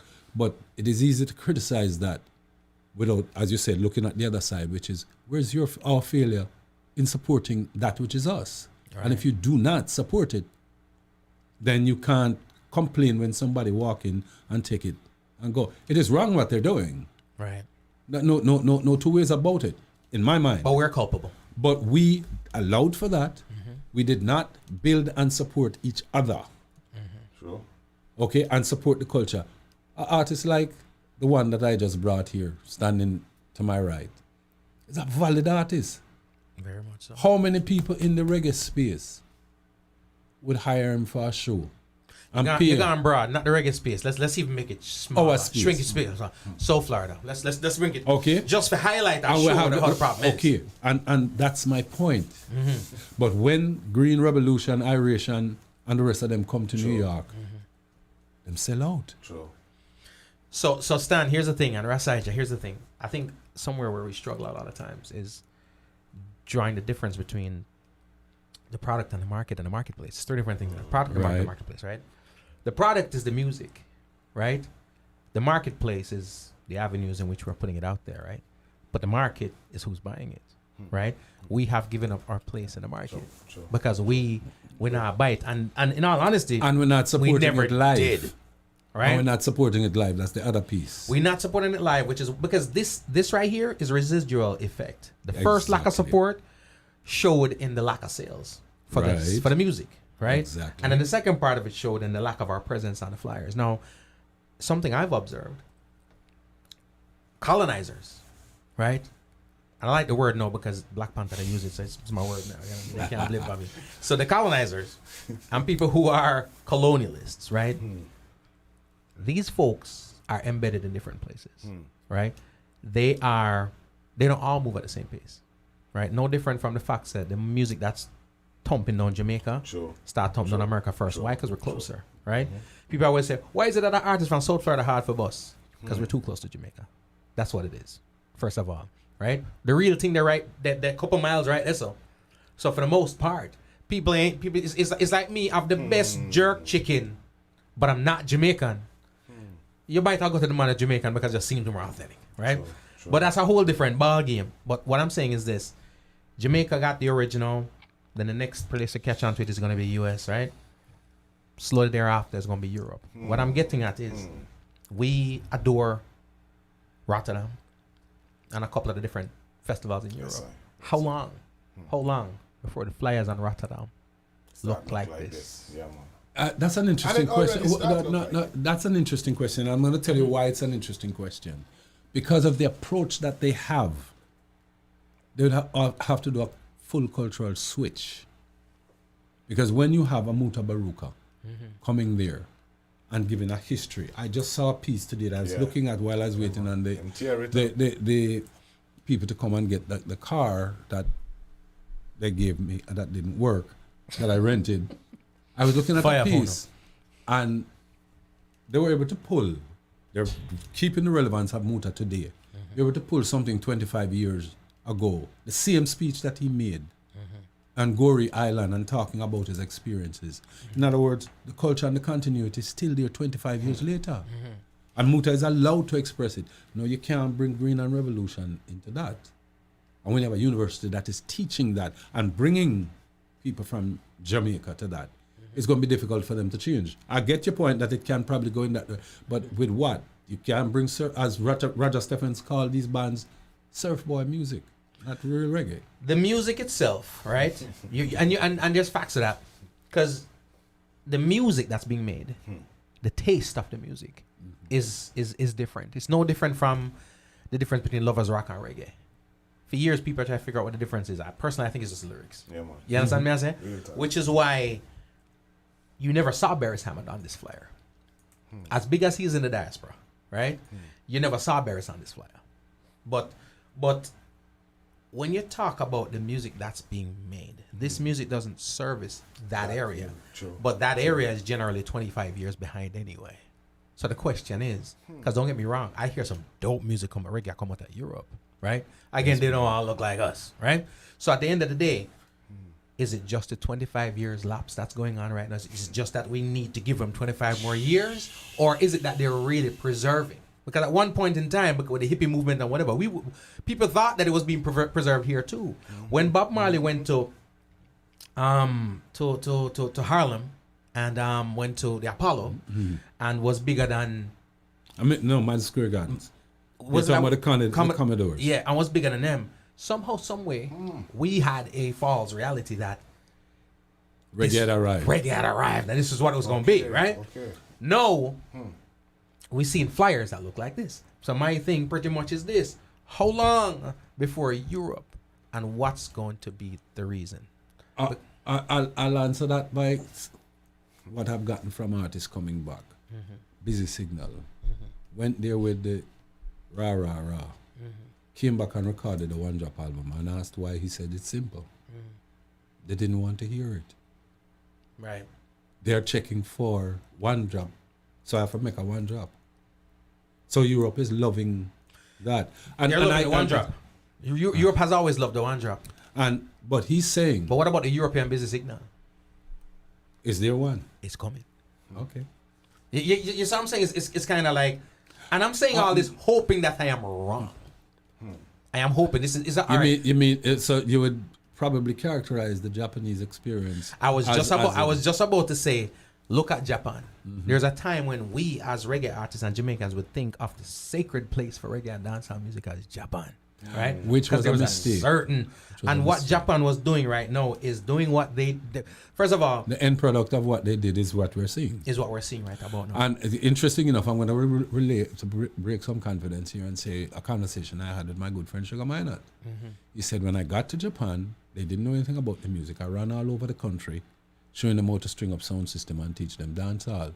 But once they got their hands on it, our arms around it, they didn't need me, so they didn't call me. And this is a direct quote from a conversation he and I had. And them know for rip it off, you know. All right? You notice that whole region there, you know. You see a Kia, it look like another car. It ain't no original design. You know what I'm saying? You see a Hyundai, it ain't no original design. It's always a little... But I'll tell you something about Japanese culture. I remember doing a course and being surprised in college. They really don't have much original. What makes Japanese culture so great and so influential is that their ability to take from everybody else and make it their own and turn it in, because they really don't have any natural resources other than people. Yeah. So that's really what they do best. But let me ask you this now, Ras Ijah. You're an artist, right? Because we always, it's one thing when it comes time to, we're searching for the problem, right? Two set of people we don't like ask for them contribution to the problem. One is the artist. Artists are sensitive, right? And the second one is the fans, right? People. The concept of the fan of the customer is always right is something I've always hated, right? Y'all ain't right. Case. You know what I'm saying? Not in this case. Never. Because the customer is not even the customer. Exactly. And that you cannot walk away from. Because, let me be blunt, had the diaspora and us been supporting our artists the way we should have, the way these white guys get support from their fan base, it wouldn't fall down. Because once there are people buying, once there are people attending, money's being made. Promoters. Stan hit the nail and what's money I make? Let me tell you why Stan hit the nail on it. Talk to me. Again, going back to seeing these guys in their garage, and when they keep a show, they keep their, like before they got big, they kept their own show. And they would go to their old college, their old university, and give out tickets to the principal, come all the way down to the janitor. For the janitor wife and his children. Real talk. Building the fan they base. print the tickets in their house. And give them away to who they need to give them away to. Their first show, free, everybody. And that's how they start get the Instagrams and the Facebook and the Twitters. Everybody start add them. And then all of a sudden you see the Green came out from nowhere, and within 2 weeks they got 800,000 followers. Yeah, they built that. I'm going to give you a statistic when Ijah is done. Schooling? In 2013, 14, I looked at Revolution website. I did, because numbers is what matters to me. I think every problem on this earth can be solved by math and numbers. Every single one of them. So and music is no different. And I decided to look at their website. And I said, okay, they had shows, 100 shows from January to May.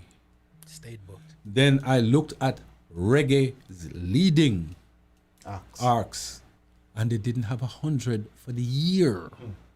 They stopped at May and said the rest of the dates to be announced. But is that their doing? It's not always their doing. Because it's the funny thing is when you talk to that, I love talking to artists because artists always have a total different vantage point and quite convincing too. When you don't have a conversation, you be believing that mess too, right?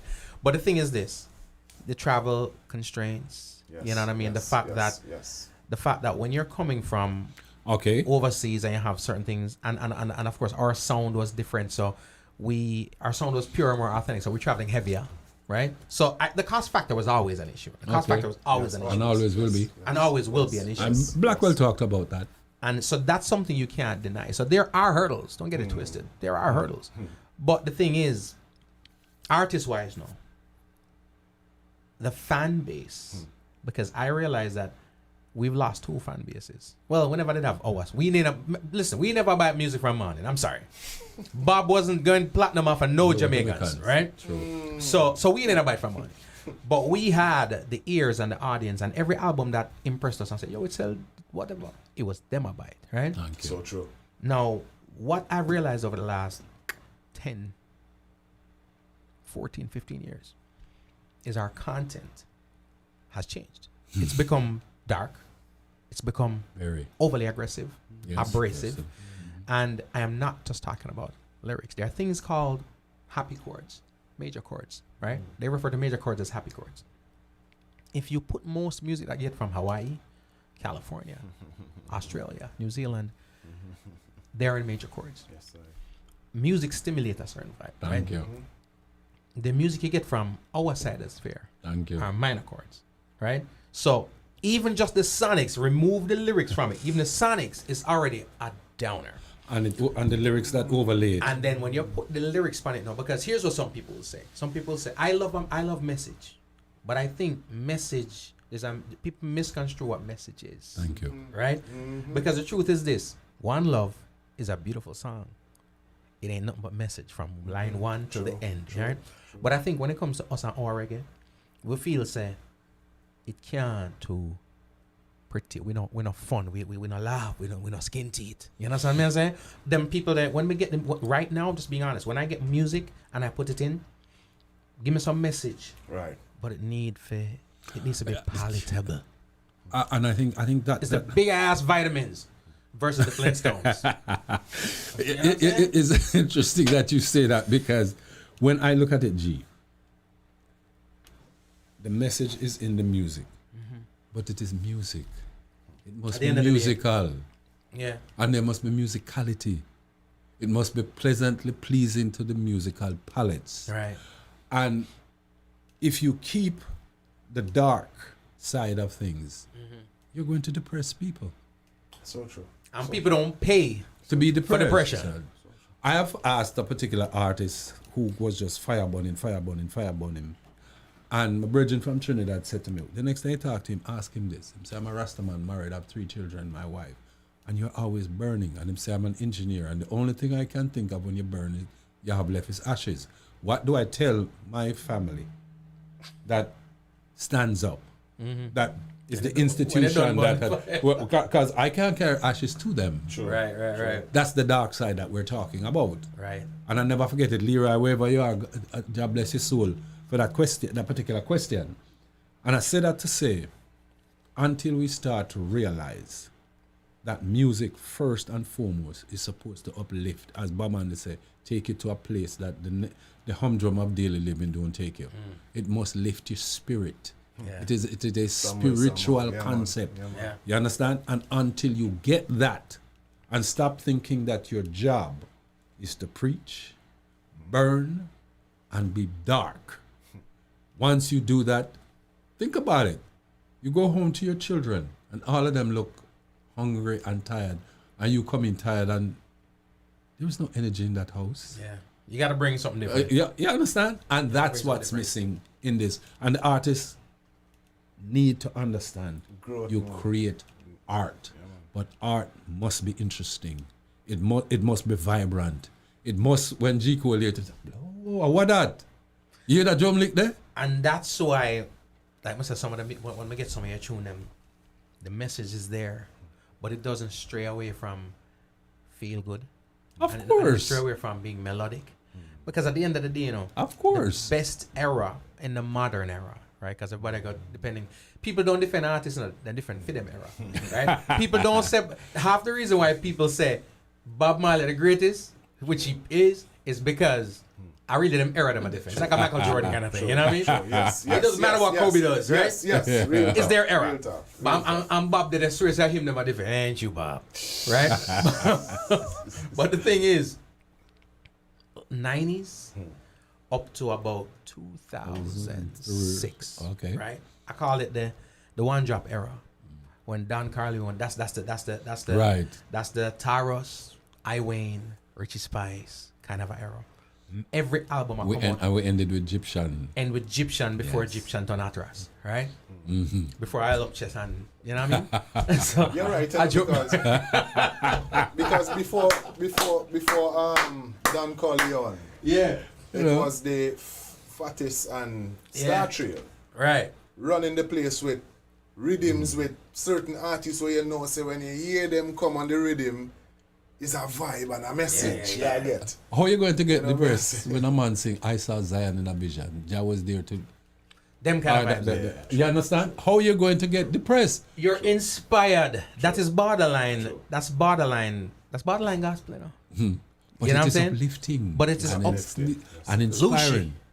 Lucy, Started out Garnet. that way. Them kind of vibes there. Started out that way. And those, Yes. but now when you get the so-called message, it is so. I think it's inauthentic, you know.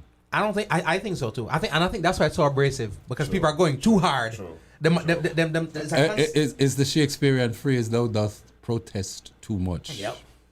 Just like that. Give some music, Just my brother. like that. Ladies and gentlemen, we chopping it up. We have stand in the building, we have Ras Ijah with the tune them, you know what I mean? We talk about other things, but the man come with the juice, you know what I mean? And Came with the just juice. hold it for a second. And I want you all to listen to this and tell me if it's inspirational, because I think it's one of the most inspirational tunes I ever made. This one right here? Yes. Can't you? This is a plea for humanity. A cry. For them to cleanse their hearts and their soul. Always. Check within your sanity. Be good to others, as you would want them to be good to you. We can't change this world until we change ourselves, and that's so true. Ras Ijah said. Can't change the world until we change ourselves. Cause if you're not show me love, you can keep everything because me don't want nothing else. Can't change the world until we change ourselves. Love is the ultimate force. Keep negative up on shelf. Well again, everyone is searching for peace and happiness. See them tired of the war and the foolishness. Say me can't forget when me mother coulda walk down the street, see she neighbor and say morning bless. But now me see action with the worse than threat. And man a shot man faster than speeding jet. And I talk about love them can't accept. I wonder what's next. Well again, love is the ultimate. I beg you please don't forget. Stop taking people's life when you know you cannot blow breath. The love of the Almighty me done accept. So you can stay there and keep on rejecting. Love is the ultimate, you know it govern all things. Rule it in the night and rise in the morning. I give thanks and praise for the blessing. So let's change this, well let's start from within. Well again, can't change the world until we change. Jano. Ladies and gentlemen, For humanity. Ras Ijah Eternalfyah. Hearts and their soul. Yeah, bona fire, no, my lord. Bona fire, sweet. You're walking on the fire and you know, say it hot like this. It's too late, ain't about Jano. Them burn me up.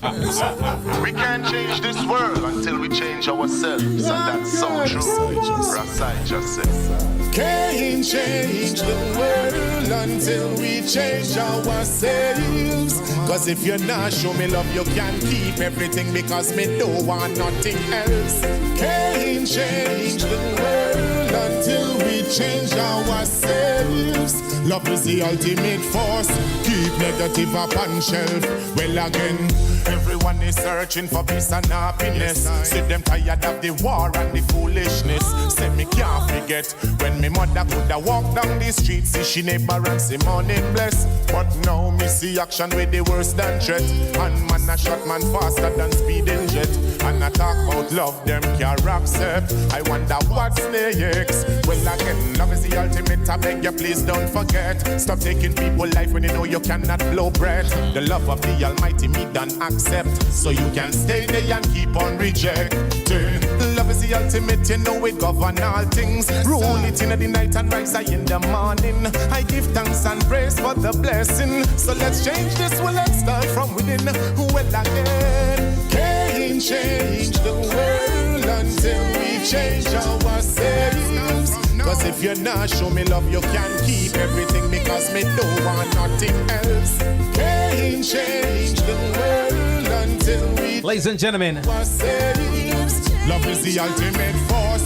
Keep negative up on shelf. Well, too much shot and man not dead from cup. Me say blood it a flow. Me say on the asphalt. Mama I let a cry teardrop. Well, me ball woy. We want it to stop. So cleanse your heart, cleanse your soul. Let the Almighty come in and take full control. Stop acting like you're big, bad and brave and bold. Love is the thing I behold. Well, I heard no can't change the world until we change. I'm telling you something. There isn't a wasted word, there isn't a wasted note, there isn't a wasted bar, there isn't a wasted line on that tune. I'm going to say it proper. Oh, yes. It's proper. And I want to say something real quickly before we sign off. Samira, this one is for you. Wow. Big up yourself, Samira. Should there somewhere, you know? Some about the place, Samira. Big up yourself. Hugh, Grace, a large up early mates, everybody, Beverlyn, everybody, Julian, what up? She did them, man. She did it. Early Kingston, King Tub. Just large up the massive that's been watching and having a good time with us. Trust me. You know what? We're dragging it out now because guess what? We whatever, man. Whatever. Here's the thing. You know what? The views of... I got to get in my soapbox. I always have to do this for a little minute, right? So, ladies and gentlemen, again, the views of G. Cole does not represent those of Stan. It does not represent those of Ras Ijah Eternalfyah. All my affiliates, I don't either, all right? Just gotta say that. Yo, yes, when it comes to music, I'm gonna hear music like them. You see, all of my radio stations that talk about and play reggae music and I support reggae music from any corner of the world to any corner of the world, right? You see, if you don't have nothing like them in anything, we can't get with it. We can't get with it. And here's the thing. Again, sometimes we complain about the equilibrium being off, right? Sometimes I'm gonna pack up the message, overdose, message, pure message, right? No melody. It does sound good, but message for this, right? You might as well just mute the thing and just give me something to read. And then you go the opposite way, sweet like sugar. No message. No message. Yeah. But brother, but when you could get something sound like this, balance, and dissect it and get the message. I'm talking about from word one. The tune still I run right now. 1 minute and 5 minutes left to go, and the message still I go on. You understand? But it sound proper. But you know what I love about it? Mm-hmm. The message is palatable, and the music is sweet. Mm-hmm. So you can uplift. And you can enjoy your spirit and you can dance. Yeah. And when you close your eyes, you're still there somewhere. Yeah. Where you said, the world is still a good place. Yeah, and I want to talk to artists about them things. I don't want to vex the man out the road and say me use the man as the bar for judging, all right? Kind of, but whatever. The thing is this. I love music. I get a lot of music. I do listen to the music, right? Try to give everybody our strength. Right? We can't play everything. And there's stuff that is for the radio because we're purposely trying to execute or go against an agenda. So certain things, the message that guess what, man, I'm gonna just drop it in the mix and whatever because we need for to hear this. But then we got what I call headphone music. When I'm there in my yard at the pool, I kill some time by myself. It didn't have my headphone. I eat this. You understand? I eat this. When I drive around in my car and just I chill, I eat this, right? And like Stan says, forget about, because sometimes we're not zone, the words are in the message right about now. You know what I'm saying? Guillotine. The thing sound, it sound proper like you can just, I don't even, no matter what you say. Take him vocals out of it and just listen to the harmonies and you're good. And you're still good. And vice versa. Mute the harmonies, mute the rhythm, and you're good with the words. And the lyrics carry just the same. It's called a composition for a reason. Fire. Listen. Call this radio station and name it, them don't give me a job. I don't know them but I tell you this. Them thing I need for another rotation, and these are the reasons why. Because when we talk about the breakdown of this thing here, we could fault a lot of things, you know. Half of the fault of it is this: the songs like these that bring you the message and bring you the vibes and bring you the music and bring you everything ain't getting the radio vibe, right? They're not getting the radio love, right? That's essentially part of the problem. And they fill it with the very same thing from somebody that don't look like you because they're searching for it. And them say, yo, we're not making it, you know. But it's not we're not making it. It's play and I play it. You understand me? I say, I play and I play it. So when me ready for burn out all the people, I'm gonna say, yo, when me don't invite me, no, me don't make it clear already. Me don't want to invite me a no event. None whatsoever, me not come. When and the artists them, must be Ras Ijah because there are others. You see, if you have an event I go on and I'll promote it for you, it's business. Me not come. Right? If I saw the thing set up and me look on the flyer and it look like whatever, I look and I say, yo, and you got to tell me say, well, when I have the artists them here, all right, give thanks, me not come. Me not tell no lie. And cause you got aggravate my soul. I'm a spirit. Go, I am the person who compares stuff, and I don't want to be in the audience every time an artist come up with a boy, I'm not better than the artist. Oh, I'm up there, I'm not better than the artist. You know what I'm saying? I will do it. I'm sorry. I'm a cancer. I July my bond. So the thing is, I am going to do it. When we talk about, I don't want to hear, also, there are certain people who have given up their right to complain. So when you see them fly, I don't want to hear nothing from me then. Nobody send me no fly and talk about John Star because you're not doing nothing either. True. The views of G. Cole does not represent those of Stan or Ras Ijah Eternalfyah. Book the artist, all right? Nobody say artist bunny out. I mean, and just to say, people in South Florida is here. He's yours. He's a local. He's one of yours. Please book him. Yeah. As when you hear music like this, book the artist. Book the artist. And then we won't have to be talking about that because they can also have that. But while we're having this, if we have something of equal stature, then it really don't matter. It's for them think that and is our thing this. Sure. But we don't have our thing. So that's why we spend so much time complaining about their thing. Yes, and again, I have to burn out radio too because true. Sometimes the people, how do the people know that Soulja have new music out? Because I'm here on the radio.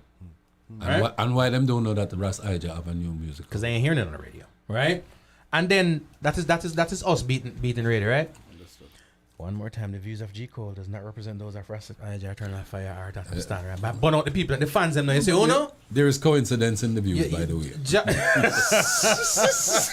You say, oh no? Because here's what happened now. Everybody I say, yeah, but the thing proper, the thing bad. Right? Metrics are important. You saw something a while ago. The math always matters. Math's always, yeah, right? Man. When people say, I put on a festival, I put on a concert, they need to know, okay, because I'm investing. I mean, who I come out, who I the draw, right? What the money, dollars and cents, it adds up. And the man them start go through and the man them say, yo, Joshua Lubinowitz, right? The Joshua Lubinowitz have draw, right? Ras Ijah have to bad tune, but Ras Ijah fan them uncle give him lighter, you know. That beer lighter you get, you know, right? The man them give more fire than Jano, right? Then a cold stove, you get beer fire. But the thing is, them not buy the thing, them not stream the thing. So nobody has any metrics. Nobody have no metrics. They say, yo, no, you know, say Ras Ijah go draw some people though. Because our fan, them pay in a love and a ratings and fire and be lighter. Yeah, man. You know what I'm saying? Real talk. But 99 cents though, ain't giving up the 99. Ain't giving up the 99. If you think about it, you're real because we as artists and we have 5,000 friends on one page. We have a official fan page. We maybe have about 15 or more thousand.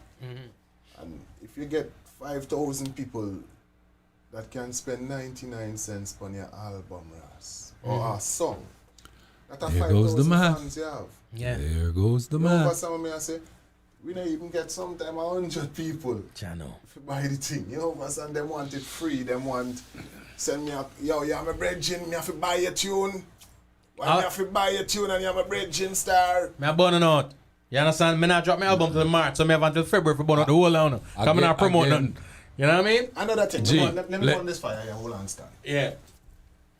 Me not this no song, man. But me know enough DJ, enough song, man. Ijah, I'm a bridging. Do a dub for me. Do a jingle for me. Do a dub for me. Them now say, I send you $50 for studio time. But you go hear them when them dip on the radio after. Them have Luciano dub. None of them are free. Them have Bounty Killer dub. And Bounty Killer dub are no cheap dub. Nope. Real, because him are the king of dub plate. If you really want killer song in a dub clash, whatever, if you not have a Bounty Killer, you not win. And it ain't free. Not only is it not free, but it ain't cheap either. But when it come to Ijah, because Ijah them bridging. Yeah. So me know why you burn them out now. Because That's right. you artist. not burn them out. J. Cole are burning out, right? Ras Ijah never said that. I hologram that, right? So it's not Ras Ijah, it's me. So here what happened now. I am going to implore every artist, stop get free dub, right? Here's why I'm going to implore all the artists to stop get free dub. First of all, sometimes the only thing you have is the little bit of royalties where I already don't mean none, right? So true. You see when 90% of your sound man now play on the radio, right? You see if you give a sound man the dub to the song, guess what does happen? The song never gets played anymore. You might have the dub now, right? Guess what's not in the dub now? ISRC code or none of them things, right? So you not get your real if you not do it right. You not get nothing. Because one thing when a man say, all right, me give $200-$300, at least you can say, well, you know, my $200 download that, me take it. You know what I mean? For the dub.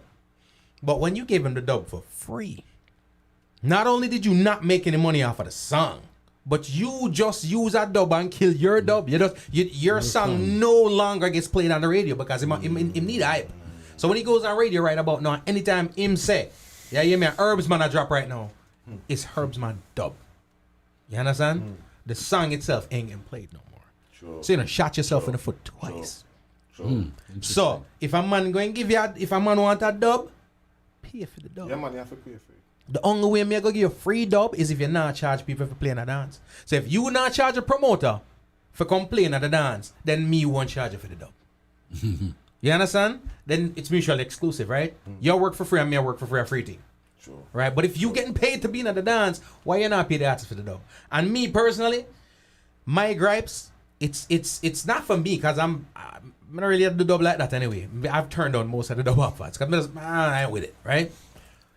But the thing is, it shows an underappreciation for the artist. Yes. You know what I mean? I'm going to burn out before you come start. I'm burn out some radio people too, you know. Because you know the one I'm about burn out? There's something, somehow, somewhere where folks in the media think they can't spend 99 cents to support the artist though. Alright? Sometimes if the artist don't give me permission, you see if you send me a song, I ain't gonna give me permission, but nah, send it go get Stan. Stan can call me and he want. Yo, that tune that bad, forward it now. Forward what? Forward what? It's just 99 cents. Sure. Me have a bridging, me have a big up DJ Lance. DJ Lance probably watching right about now. You see, every time I play a new song, DJ Lance hit me up and say, who that? How you spell the name? I may have to go on. I guarantee you he asked me today, but me just not see it because we're reasons I'm not watch the comments, right? So DJ Lance from the UK, him said, what other things say? It depends on the streaming, it depends on whatever. And in about 5 minutes, him say, got it. You see selectors like them there? Yes. Him not even have to ask me for something. So when my thing come out, you not have to ask me. I'm going to the studio and there's about 10 names that I got. And you're not get the whole tune though. May I give like a verse and a hook. You know what I'm saying? Yeah, man. Because I still need you to play the song. Yes, sir. But that's the priority. That's the first on the list. Other folks, I come talk about you want you can't spend 99 cents. I'm going to sound different in February because my album will come out in March. I'm a little bit nicer. I'm going to be a lot nicer. But right now, I'm not promoting nothing so we can burn a fire, right? Aye. Jano, Stan. If the man would only, again, let me get philosophical and say, if they change their mindset, because if you're my brethren and me have a dance, you should be the first man to buy a ticket, because he's supposed to support me. True. And we are brethren. Okay? Oh, yes, Joe Schmo walking on the road who don't give two rights ass about me probably won't come or he might come, but you're my brethren. You know that I'm doing something, making money. Why aren't you spending money to help me? Yes, I. Change the paradigm. Stop thinking about because I'm a brethren, you're supposed to come in free. Tell me I go spend at the bar. So buy the do and spend at the bar. What is wrong with that? I don't want the bar, man. I promote that. Even if I do, so spend the money. You're supporting your brethren. What if That's I what brotherhood means. I've stood outside of a venue before, right? That I was promoting an event. It wasn't my event, but I got paid to promote the event. So I got to go straight into it, right? And when I tell you, say, about 9 artists outside of the door, I said to them, say, yo, call such, because the promoter is call such and such, you know? I'm going to say, okay, cool, yeah, man. I'm going to walk in. Call who? Why did you leave your house, drive, come at this venue with no intention for pay going in? And every time I come out, yo, you call thing, them, I say, oh, I'm going to call them. I'll know. And the sad part about it, once they get into the venue and things running, them want a spotlight on them. to get some forward and some likes from the public. So you come there, you don't want to support the man by spending money. You want to advance yourself by probably going on the mic. You want promotion on top of it. Precisely. So what is in it for him? Why is he hosting an event, spending money out of his pocket so that you can promote yourself and you do nothing for him? Because your presence at the dance not going to make a difference because nobody didn't come there to see you. Well, man, I guess your fault. Ras Ijah, you what you sing about once you make money, they make money too. So if it they all did do it. Oh God. Yo, Julian asked a question, right? Boy. And I was gonna get to something that was in the Observer. I'm gonna slow it because rabbit hole, right? Where they were saying, and that's why I'm gonna say don't ever think it's safe over there in Europe, you know. There's an article in the Observer right now. I'm gonna read real fast. 8 of the biggest European reggae festivals have warned of a dim future for the Jamaican music, citing a huge 50% drop in audiences combining with skyrocketing artist fees, up to 3 times their previous rates in the face of a growing preference for other genres of the music in the continent, right? And we can go all down, right? It's a long article, but it goes back to the whole concept where people saying, you know, our artists pricing themselves out. And it's ironic. I just looked up on here and I saw Julian ask the same question. When it comes to why artists don't get booked for a show, what is the bigger factor? Are the artists asking for too much money, or is it that the promoters don't want to give up the money? And what I will say is this, right? I'll speak on my behalf, my band. After we had to draw the line one day as to when we were overexposed, right? When we needed more exposure. Because most of the of the promoters, they want you in there. They just want you in there for free. You understand me? I say if you're up to a certain caliber where them want you in there, but they want you for free, right? I don't see no price reductions on the liquor. I mean, I say you still pay the other band the way you're supposed to pay them, but so why not pay us? What I'll say is this: reggae has been devalued, and I watched it. Jamaican culture has been devalued, and I watched it. I watched it by saying this. If you go to a Jamaican restaurant right now and get the baddest steamed fish in your life, and the people tell you $28 if you just start up on Jenna, but that doesn't want fish, right? But you go to the French restaurant, get something far inferior, or the Italian restaurant, and paying $100, walking out, it's just customer, it's just normal. You know what I mean? Real talk. You might be in a certain part of the U.S. where the flight to Jamaica is the same distance as the flight to or somewhere else, right? But when you look at the price of the ticket to Jamaica, it seems way overpriced compared to flying somewhere else of equal distance. So it seemed like there's a degradation of the cultural value from a long time ago, but that's a different thing. Now, when we talk about artists and promoters, I've literally been in a venue where we drew more people every Thursday night than came in the building on a Wednesday night. Wednesday night was a metal band, right? And nobody not argue for pay the metal band. How do we know? Because we're all bands and we talk. So we talk to them. The metal band I get paid way more, probably double what we get. Not bringing in the volume of people what we get, right? So culturally, they've been at it to devalue the thing. But the problem is, us, you heard us talk earlier about the fact saying, no, that for them conquer we then meet insiders, right? Our people who should be doing better are the main culprits in trying to not pay the artist. Nobody now complain with Drake charge, but them complain with Sean Paul charge, all right? Them now go complain with Lil Wayne charge, but you be why Shaggy charging me this? When Shaggy now charge you with them money charge, right?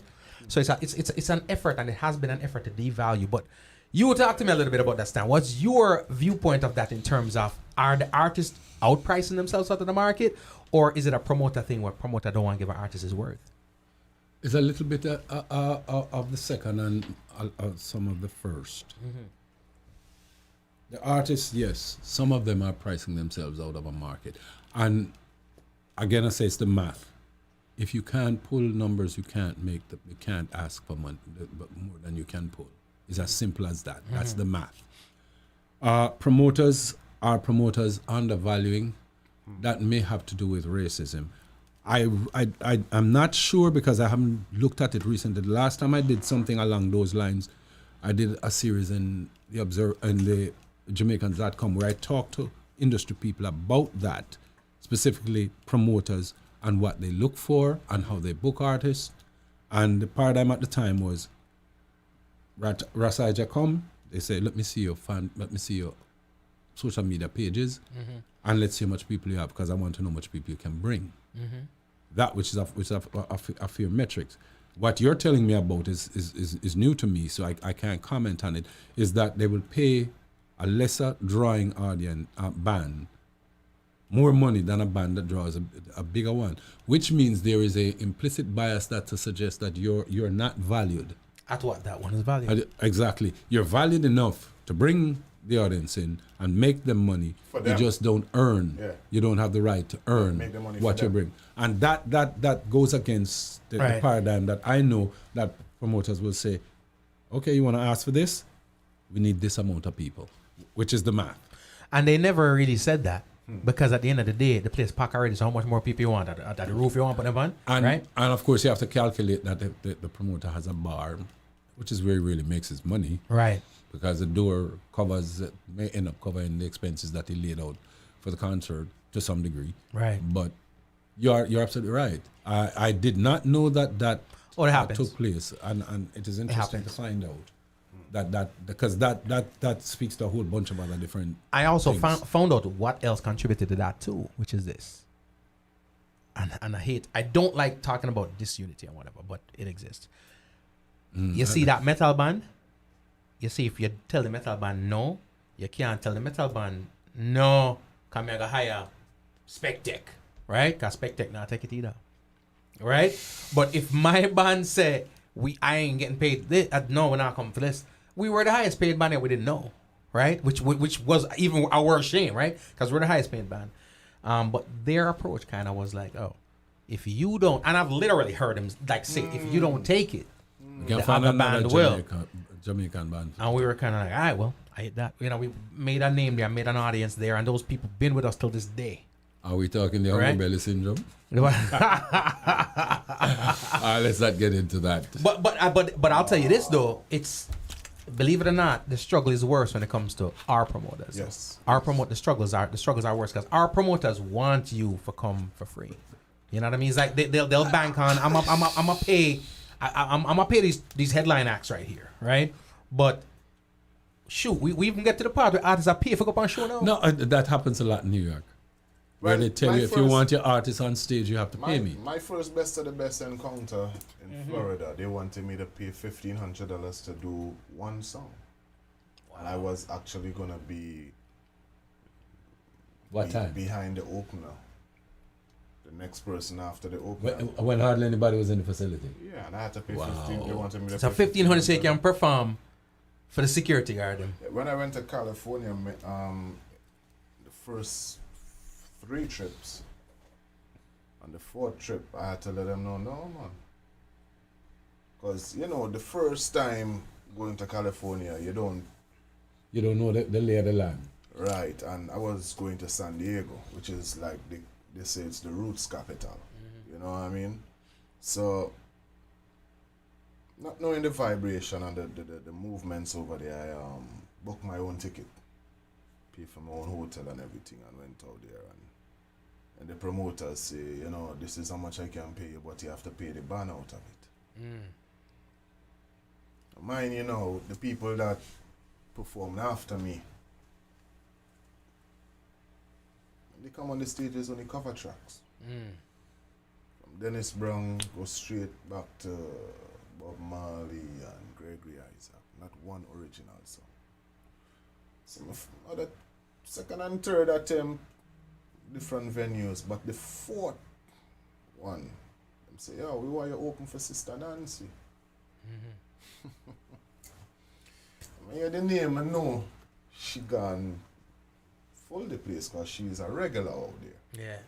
So, I tell the brethren, I say, nah, pay the band, you have to pay the band, I say, all right, let me get back to you. So I know how that go. They're trying to get somebody else for cheaper. Yeah. So when he couldn't get nobody for cheaper, he'll come back. He say, all right, Ijah, I'm going to pay the band $300 and I'm going to give you $700. I say, all right, pay for my flight and pay for my hotel. And when I reach my one transport, 2 and 4. Right. And I'm a marijuana smoker. Right. So I want an ounce a day. Right. Them done do the maths. But the thing about it depends on YouTube. Ras Ijah open for Sister Nancy at Winston's. Yeah. When I perform the show, even Sister Nancy at the end of the show, she come to me, she said, bro, you know you perform with my brother in New York, Brigadier Jerry. I perform with him a couple of times in New York. I Connecticut him stay. And she said, I never know I saw your body, you know. Yeah. The people them bawling for me, you know. They dip on YouTube and I say, "Are ready for Sister Nancy?" Yeah, and them say, "But no, you can't go yet." Yeah. Until me have a tune out there where became their anthem song, which is Praise and Honor. You know what I mean? So every time I go now, they want to hear that. Yeah. So the levels of, as you say, you have to put your foot down and draw the line. Yeah. Because the first, second, third time, you have to pay the bands. 4-piece band, sometimes a 5-piece band with a saxophone player. Most you can get them, the least you can get them are $50. Right.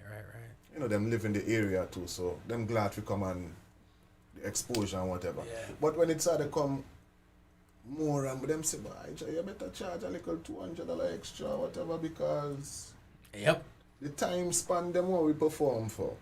Sometimes we stand up on the stage for 2.5 hours, you know. And that's the part of it too, and I tell people this. The gigs that I've done that I've gotten paid the least money was the longest ones. The gigs that I've done that I've gotten the most money from. Yes. Shortest one. Yes. I've performed gigs where everybody in my band walk on with like a G, right? I went in and performed for 45 minutes, good, right? Because it's private event, but at the private event it's like time and you know, it's like, okay, well, you know, some time ran out, but you know, and guess what? It wasn't gonna be that much, but then we heard we love what go on, and because we have to cut it down, whatever, it's all like extra. You know what I mean? You see the venue now. When we talk about battle for try get the band for make the money, right? You're talking about like it's like all night they want it. You know? Yes, and all money. Night. And you don't even get a bathtub. Nah, and if you do get a bar tab, that's kerosene because you taste like something there and yo. This don't taste. This don't taste like what it looks. This is a real education, no, man, real thing. But Julian, to answer your question, it's a little bit of both. But I will say, some artists do. Listen, if you're worth it, you're worth it, right? All right. Hold on, before you go further. People ask me, Ras Ijah, how much you charge for your show? My thing simple. It's a festival is different. Because I know you're bringing a whole heap of people. But I'm still not going beyond a certain price. Right. Because I know say you still have to buy 2 tickets, one for me and my wife. You have to put you in a hotel. I'm not sit down in a plane where me have to. Right. My leg them long and I have knee problem, I have back problem. Right. You better put me in a good seat. Right. Now beg for no first class, but put me in a good seat. Give me some leg room, damn it. Right. Least me always tell people, you know, especially if me never go to a certain place before, I know say it's a little club thing and you hold a little 200-300 people. I say, brother, buy 2 tickets, put me in a hotel, give me $500. Right. Because I want to keep a relationship with you. So if you get the opportunity now to keep a festival. But then when you come to a festival, you see this is the difference now. This is where you work and you have to lay certain things down, you know. You have to make them know, say, brother, I not really do this, you know. But because of the first time I work with you, and it's not no major event, I go charge you XYZ. But next time, if it's a festival or whatever, this is how we work. One hand wash the other still. You understand what I say? But because Perfect Giddy Man, you know, him tell people straight, even for Chico time there in New Mexico, him said the artists they must not overprice themselves because they become obsolete. But what exactly is overpricing though? Because at the end of the day, you know. Because if you see Stephen Marley and Junior Gang getting a certain amount of money, sorry, me thing plug out. It's still a country, man. Yeah, you see, Stephen Marley and Junior Gang and these artists are get a certain amount of money. You feel like because you probably have amount of albums or whatever you feel like, and you have a certain amount of following, you feel you must get that too. But them now check say, some of these festivals or these shows them, sometimes a promoter will just try a thing too, you know, brother. I've been there, you know, brother. I know about the Florida base to come in too fuss about Florida too much because since 2011 me here. And I perform places in the earlies, but when it comes from now, for the past 5 years, so it's private event we are doing. God, they so pay the money. Right. You know the scene. Yep. The weddings, the birthday parties. Yeah. Me not care sing 5 cover track and mix my music in it, you know. Me not business, you know, because at the end of the day, when me tell them say, yo, I want $5,000, them I give me the $5,000. Right. And as you say, your bands can go home with a nice piece of money and them can add something to them rent and still buy our groceries and still do what them want to do. You understand? So me look for my thing. So from the man them tell me $1,500 to get from best of the best, me say, me done. Love it.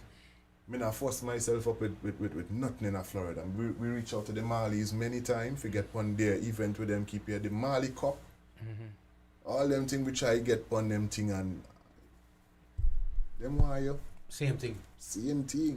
So me now, me understand why some artists behave a certain way. You understand when they make it. Right. But here's what has been expressed to me too, because that's perfect sense. Is this them overcharge their own, right?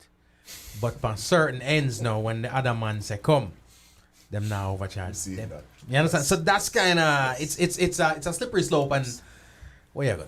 It's like them have so much hate for their own, and so much love for the oppressor that they would do anything just to keep a smile on the oppressor face to make them feel, I'm important to you. So I think that there's some back end reward coming that when it ain't. It's never a back end reward. It ain't never gonna happen. For instance, I go to Minneapolis from since Bushman took me on tour in 2010.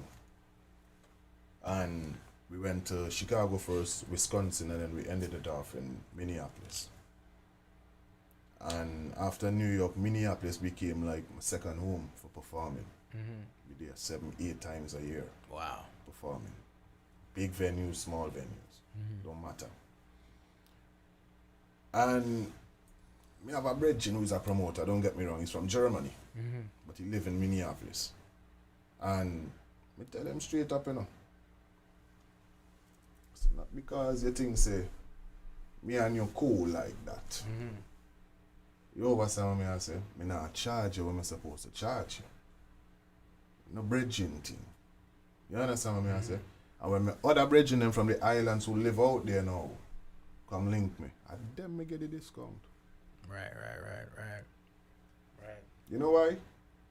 Because I see what them are try do in a space where they are not accepted. If you understand what I say. How many West Indians live in Minneapolis?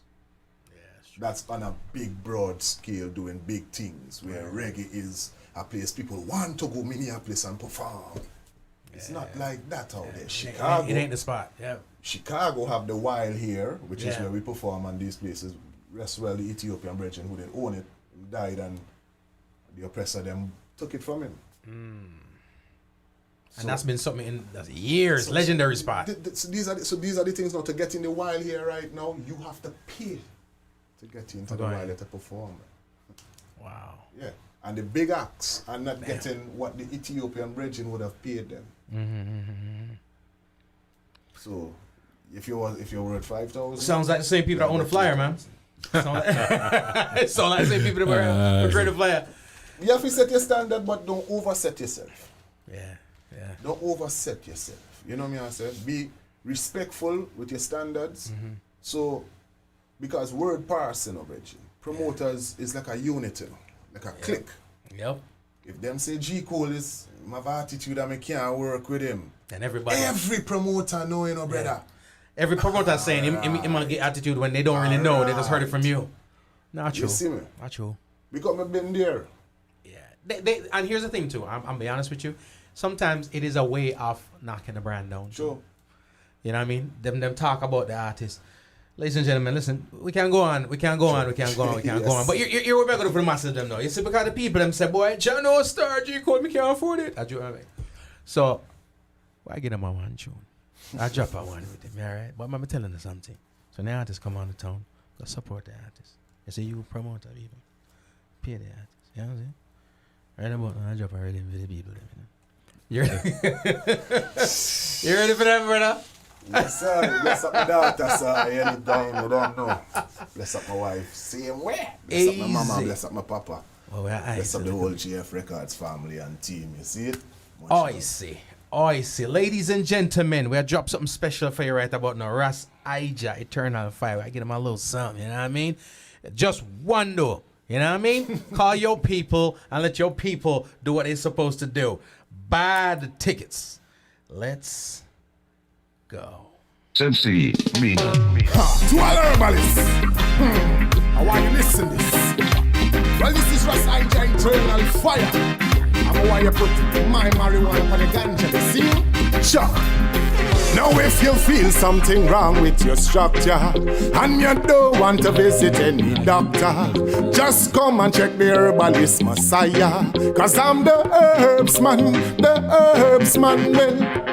The herbs that make you live much longer. Me build me chalice using pure marijuana. Hemp it make me pants, me shoes and royal sweater. Cause I'm the herbs man, well. I've been using herbs a long time. Me papa would have boil it and give me as a child. Was introduced to ganja at the tender age of 9 by me uncle Martin, who is a 12 tribe well. Upon me face the herbs it always put a smile. Me brethren and me sister in them blaze it all the while. Some not like the spliff, them rather vape with style. Me coulda never vex with you. Love the ganja profile. Well, you don't like it, but I love it. We will plant it and reap the profit. Marijuana, it come fi lock down every district. Free up the youths because them not no convict. Yo, some autistic and diabetic. Get the CBD extract, it cure them real quick. Listen, Gregory Cole, because he's the herbalist prophet. Him come fi give you your real fix. Yo, now if you feel something wrong with your structure and you don't want to visit any doctor, check Stan Smith, the herbalist Messiah. Cause he's the herbs man, well. Homegrown, it make you live much longer. Me build up me chalice using pure marijuana. Hemp it make me shoes and royal sweater. Cause I'm the herbs man. Well, listen to the part, yeah. All right now, it would that do you well right. I'll burn it in the day, I would have burn it in the night. One thing for sure, it open up your eyesight. And definitely, it make your brain highlight. And open up your mental cap that them hide. Marijuana with some dabs and some keef inside. Me boil it, drink it, run out the parasite. And give me the good lamb spread every morning as me rise. Not chastise, you better know, say me wise.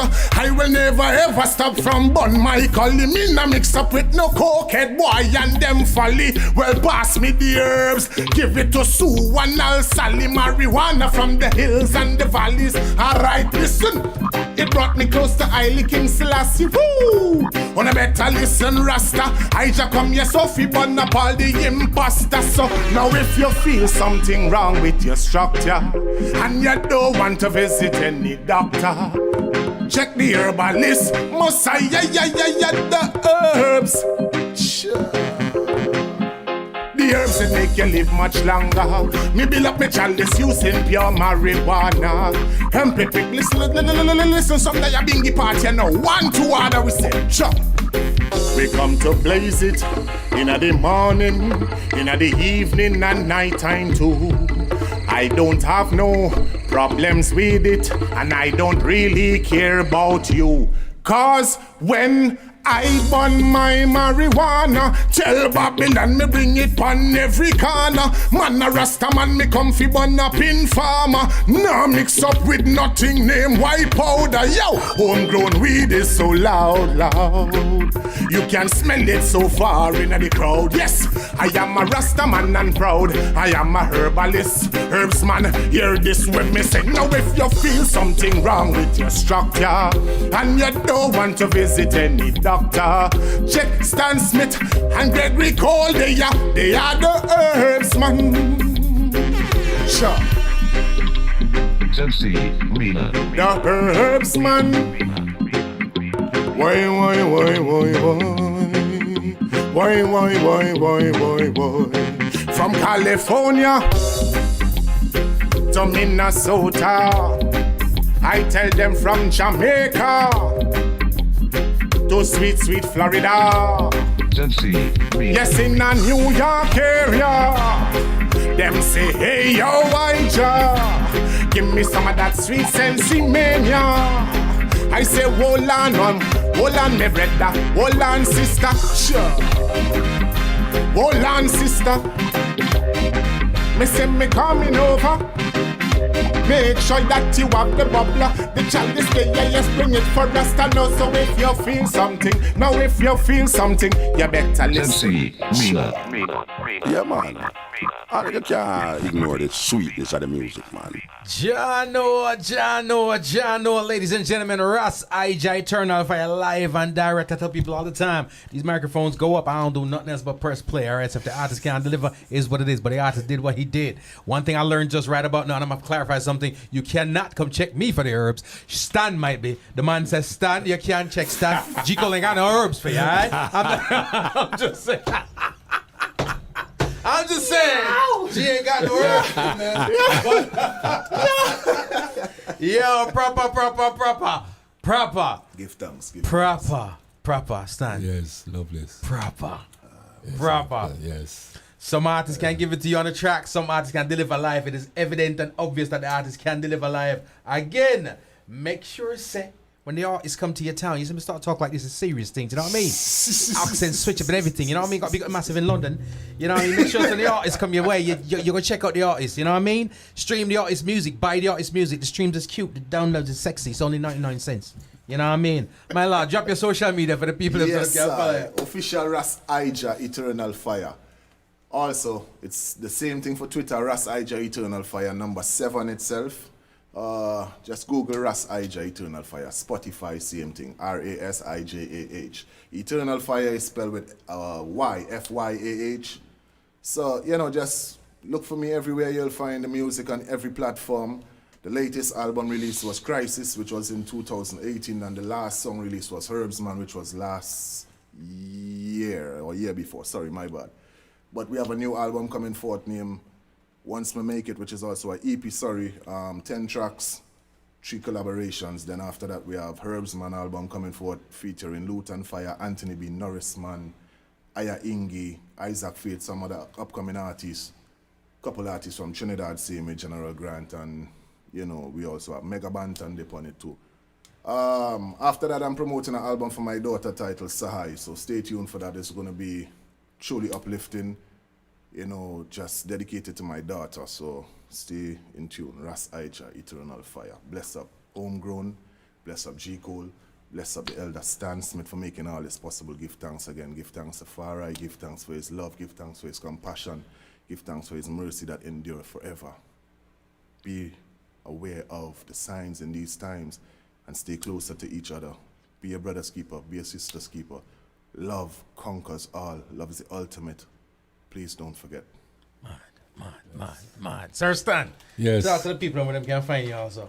Well, basically, right now, you'll find me on Jamaicans.com, or you can get me on my social media pages would be, oh Lord, I forget my Twitter handle but I'm my Facebook.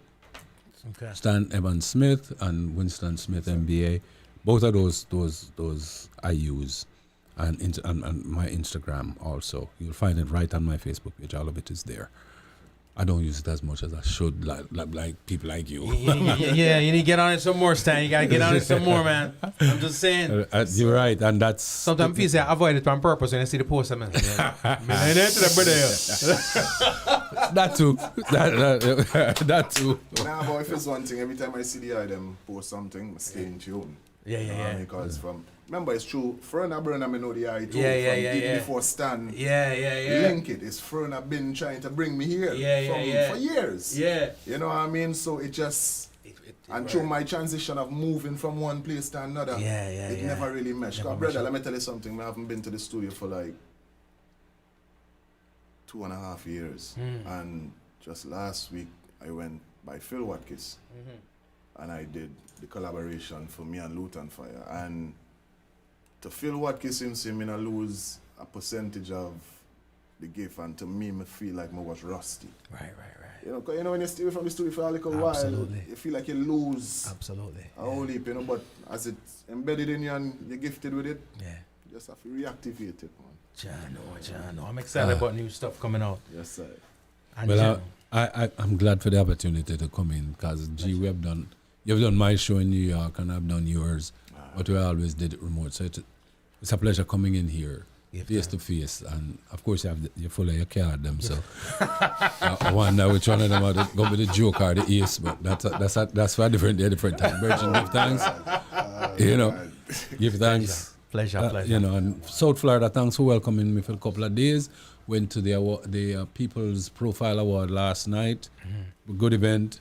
You know, saw my old school, the coach from my old high school in Jamaica, Glenn Mills, got honored and run into a whole bunch of Camperdown brethrens and sisters that I have not seen in a while. So it was nice. It was worth it, you know. Mad.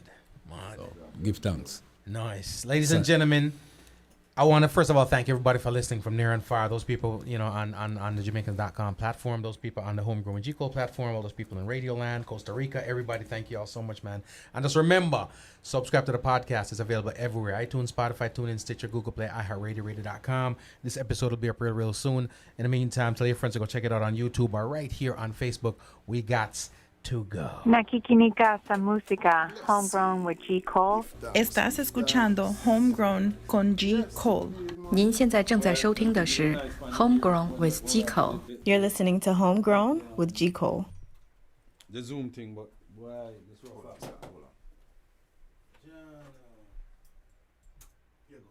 Give thanks. Survive. But like the energy, man. Yes, sir. The energy we didn't die. You were born for this, young man. You were born for this. Trust me on that one.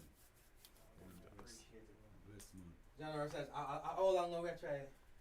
How long are we try to get this popping?